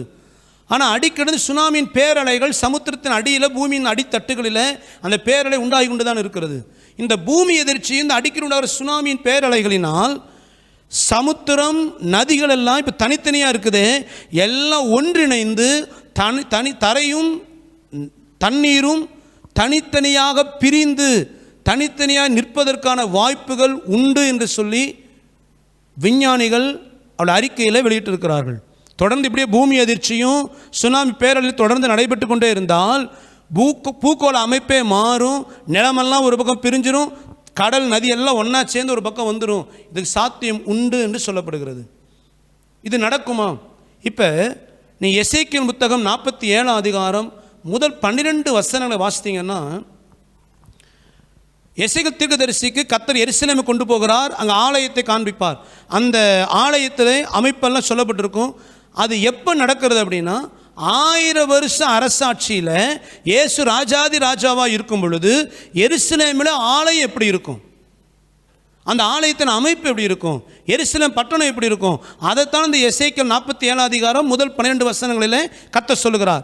அந்த எசேக்கியேல் 47 முதல் 12 வசனம் இப்பொழுது இருப்பதல்ல, 1000 வருட அரசாட்சியிலே வெளிப்பட போகிற காரியம். அப்போ என்ன நடக்குமா, நீ புரிந்து கொள்ள சொல்கிறேன். முதல் வசனத்தை வாசிங்களேன். பின்பு எசேக்கியேல் 47 முதல் வசனம். பின்பு அவர் என்னை ஆலயத்தின் வாசலுக்கு திரும்பி வர பண்ணினார். இதோ வாசற்படியின் கீழ் இருந்து தண்ணீர் புறப்பட்டு கிழக்கே ஓடுகிறதா இருந்தது. ஆலயத்தின் முகப்பு கிழக்கு நோக்கி இருந்தது. அந்த தண்ணீர் ஆலயத்தின் வலதுபுறமாய் பலிபீடத்திற்கு தெற்கே பாய்ந்தது. நல்லா கவனிங்க. இந்த 1000 வருட அரசாட்சியில் இருக்கிற ஆலயத்தை எசேக்கியேல் கர்த்தர் காண்பிக்கும் போது அந்த ஆலயத்தின் வாசற்படியின் கீழிருந்து தண்ணீர் புறப்பட்டு போகுது, அந்த நதி புறப்பட்டு போகுது. அந்த நதி புறப்பட்டு எங்கே ஓடுதான், கிழக்கு பக்கம் ஓடுதுன்னு சொல்கிறாரு. சொல்லிட்டு அடுத்து என்ன சொல்ல வசனம் கடைசி பகுதியில், அந்த ஆலயத்தின் வலதுபுறமாய் பலிபீடத்துக்கு தெற்காக பாய்ந்தது. அப்போ நதி என்ன செய்யுதுன்னா, கிழக்கிலையும் பாயுது, தெற்கிலையும் பாயுது. இது பாய்ந்து எங்கே போகுது? 8-9 வாசிங்களேன். அவர் என்னை நோக்கி, இந்த தண்ணீர் கிழக்கு தேசத்துக்கு புறப்பட்டு போய் வனாந்திர வழியாய் ஓடி கடலில் விழும். இது கடலில் பாய்ந்து விழுந்த பின்பு அதன் தண்ணீர் ஆரோக்கியமாகும். சம்பவிப்பது என்னவென்றால், இந்த நதி போகும் இடம் எங்கும் சஞ்சரிக்கும் ஜீவ பிராணிகள் யாவும் பிழைத்திருக்கும். இந்த தண்ணீர் அங்கே வந்தபடியினால் வெகு ஏராளமான மச்சங்களும் உண்டாயிருக்கும். இந்த நதி போகும் இடம் எங்கும் உள்ள யாவும் ஆரோக்கியப்பட்டு பிழைக்கும். இந்த நதி ஆலயத்திலிருந்து புறப்பட்டு போகிறது கிழக்குலையும் தெற்குலையும் எங்கே பிரியுதுன்னா, கிழக்கு பகுதியில் சவக்கடலில் போய் தண்ணி கலக்குது, தெற்கு பகுதியில் இருக்கிற மத்திய தரைக்கடலில் போய் இந்த தண்ணீர், இந்த ஆலயத்தின் வாசலிருந்து புறப்படுற தண்ணீர் கிழக்கில் இருக்கிற சவக்கடல்லையும் தெற்கில் இருக்கிற மத்திய தரைக்கடலையும் கிடக்கும். இதில் என்ன விசேஷம்னா, இப்போ இருக்கிற பூகோள அமைப்புப்படி சவக்கடல் மத்திய தரைக்கடலை விட 3000 அடி தாழ்வாக இருக்குது. மத்திய தரைக்கடலை விட சவக்கடல் 3000 அடி தாழ்வாக இருக்கிற கடல் பகுதி. மாத்திரமல்ல, சவக்கடலில் எந்த உயிரினங்களும் வாழ்வதில்லை. சவக்கடலுக்கு விசேஷம் உண்டு, டெட் சி. அது என்ன அப்படின்னா, அதில் உப்புத்தன்மை அதிகம், அதனால் மிருகஜீவன் இல்லை. அந்த கடலில் விழுகிறவன் மூழ்கி போக மாட்டான், மேலே மிதந்துக்கிட்டே இருப்பான். ஒரு படுக்கையில் படுத்தது போல் சவக்கடல் அந்த அளவுக்கு உப்புத்தன்மை அதிகமான கடல். இது மத்திய தரைக்கடலில் 3000 அடி குறைவாக இருக்குமா. ஆனால் இப்போ நதியிலேருந்து புறப்படுற தண்ணி பார்த்தீங்கன்னா ஒன்று போல் போய் 2 கடலையும் கலக்குது. அப்படின்னா என்ன அர்த்தம், இந்த பூமி அதிர்ச்சியினால் மத்திய தரைக்கடலுடைய உயரம் குறையுது, தாழ்வுகிறது, சவக்கடல் உயரம் அதிகமாகுது. இந்த 2 ஒன்று போல் இருக்குது, தண்ணி 2 கடல்லையும் கலக்குது. அப்போ அந்த அளவுக்கு இந்த 7வது கோப கலசம் ஊற்றப்படும் பொழுது மொத்த பூமியினுடைய பூகோள அமைப்பே மாறிவிடும். விஞ்ஞானிகள் சொல்லுகிறார்கள் அதற்கு வாய்ப்புகள் உண்டு. தொடர்ந்து வருகிற பூமி அதிர்ச்சிகளும் சுனாமி பேரலைகளும் அந்த காரியத்தை உண்டாக்க கடல் தண்ணி தனியாக பிரிஞ்சு தரை தனியாக பிரியும். இதுவரைக்கும் உண்டாகாத பூமி அதிர்ச்சி 7வது கோபகலசம் ஊற்றப்படும் பொழுது நடக்கும் பொழுது நிச்சயமாய் பூக்கோளத்தில் ஒரு மாற்றம் உண்டாகிறது. கர்த்தர் சொன்ன தீர்க்க தரிசனங்கள் துல்லியமாய் நிறைவேறும் வாய்ப்புகள் உண்டு. அல்லேலூயா. அந்த 7வது கோப கலசம் ஊற்றப்படும் பொழுது தீவுகள் எல்லாம் அகன்று போயிடுமா. கடைசி என்ன நடக்குதா, 21ஆம் வசனத்தை வாசிங்க. தாளந்து நிறையான பெரிய கல்மழையும் வானத்திலிருந்து மனுஷர் மேல் விழுந்தது. அந்த கல்மழையினால் உண்டான வாதை நிமித்தம் மனுஷர்கள் தேவனை தூஷித்தார்கள். அந்த வாதை மகா கொடிதாயிருந்தது. கடைசி என்ன உண்டாகுதான், தாளந்து நிறைய வெயிட் அதிகமாக உள்ள கல்மழை உண்டாகுது. கல்மழை சாதாரண பனிக்கட்டியை போல் அல்ல. அந்த கல்மழையினால் மனுஷர் வாதை அதிகமாக இருந்துச்சான். அந்த கல்மழையினால் உண்டான வாதை நிமித்தம் மனுஷர் தேவனை தூஷித்தான வாதை மகா கொடிதாக இருந்தது. கடைசி பாருங்க, கல்மழை, அதாவது கடைசி ஒரு யுத்தம், அந்த அர்மகதன் யுத்தம். அந்த யுத்தத்தில் தேவன் எப்படி யுத்தம் பண்ணுகிறாராம், கல்மழை அனுப்புகிறார், பூமி எதிர்ச்சியை உண்டாக்குகிறார். அந்த வாதை மகா கொடியது. அந்த வாதை நிமித்தம் ஜனங்கள் தேவனை தூஷித்தார்கள். என கருமையானவர்களே, தேவனின் இந்த உக்கிரமான கோபாக்கினை இதோடு முடிகிறது. இந்த உக்கிரமான கோபாக்கினைக்கு தப்பித்து கொள்ள ஒரே வழி கர்த்தருக்கு பிரியமான பரிசுத்த ஜீவியம் ஜீவிப்பது. என கருமையானவர்களே, எவ்வளவோ செய்தி கேட்டிருக்கலாம். நீங்கள் ஒருவேளை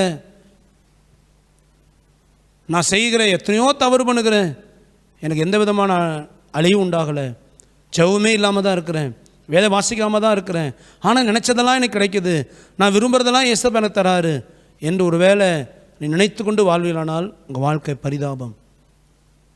நீங்கள் விரும்புகிறதெல்லாம் கிடைக்கிறது என்பதற்காக நீங்கள் சரியாக வாழ்கிறீங்க, இயேசப்பா கூட இருக்கிறாரு என்று நீங்கள் தப்பு கணக்கு போட்டுறாதீங்க. உங்களை வஞ்சிக்கும்படி சத்துருவும் சில நேரங்களில் விரும்புவதை கொடுக்க வாய்ப்பு உண்டு.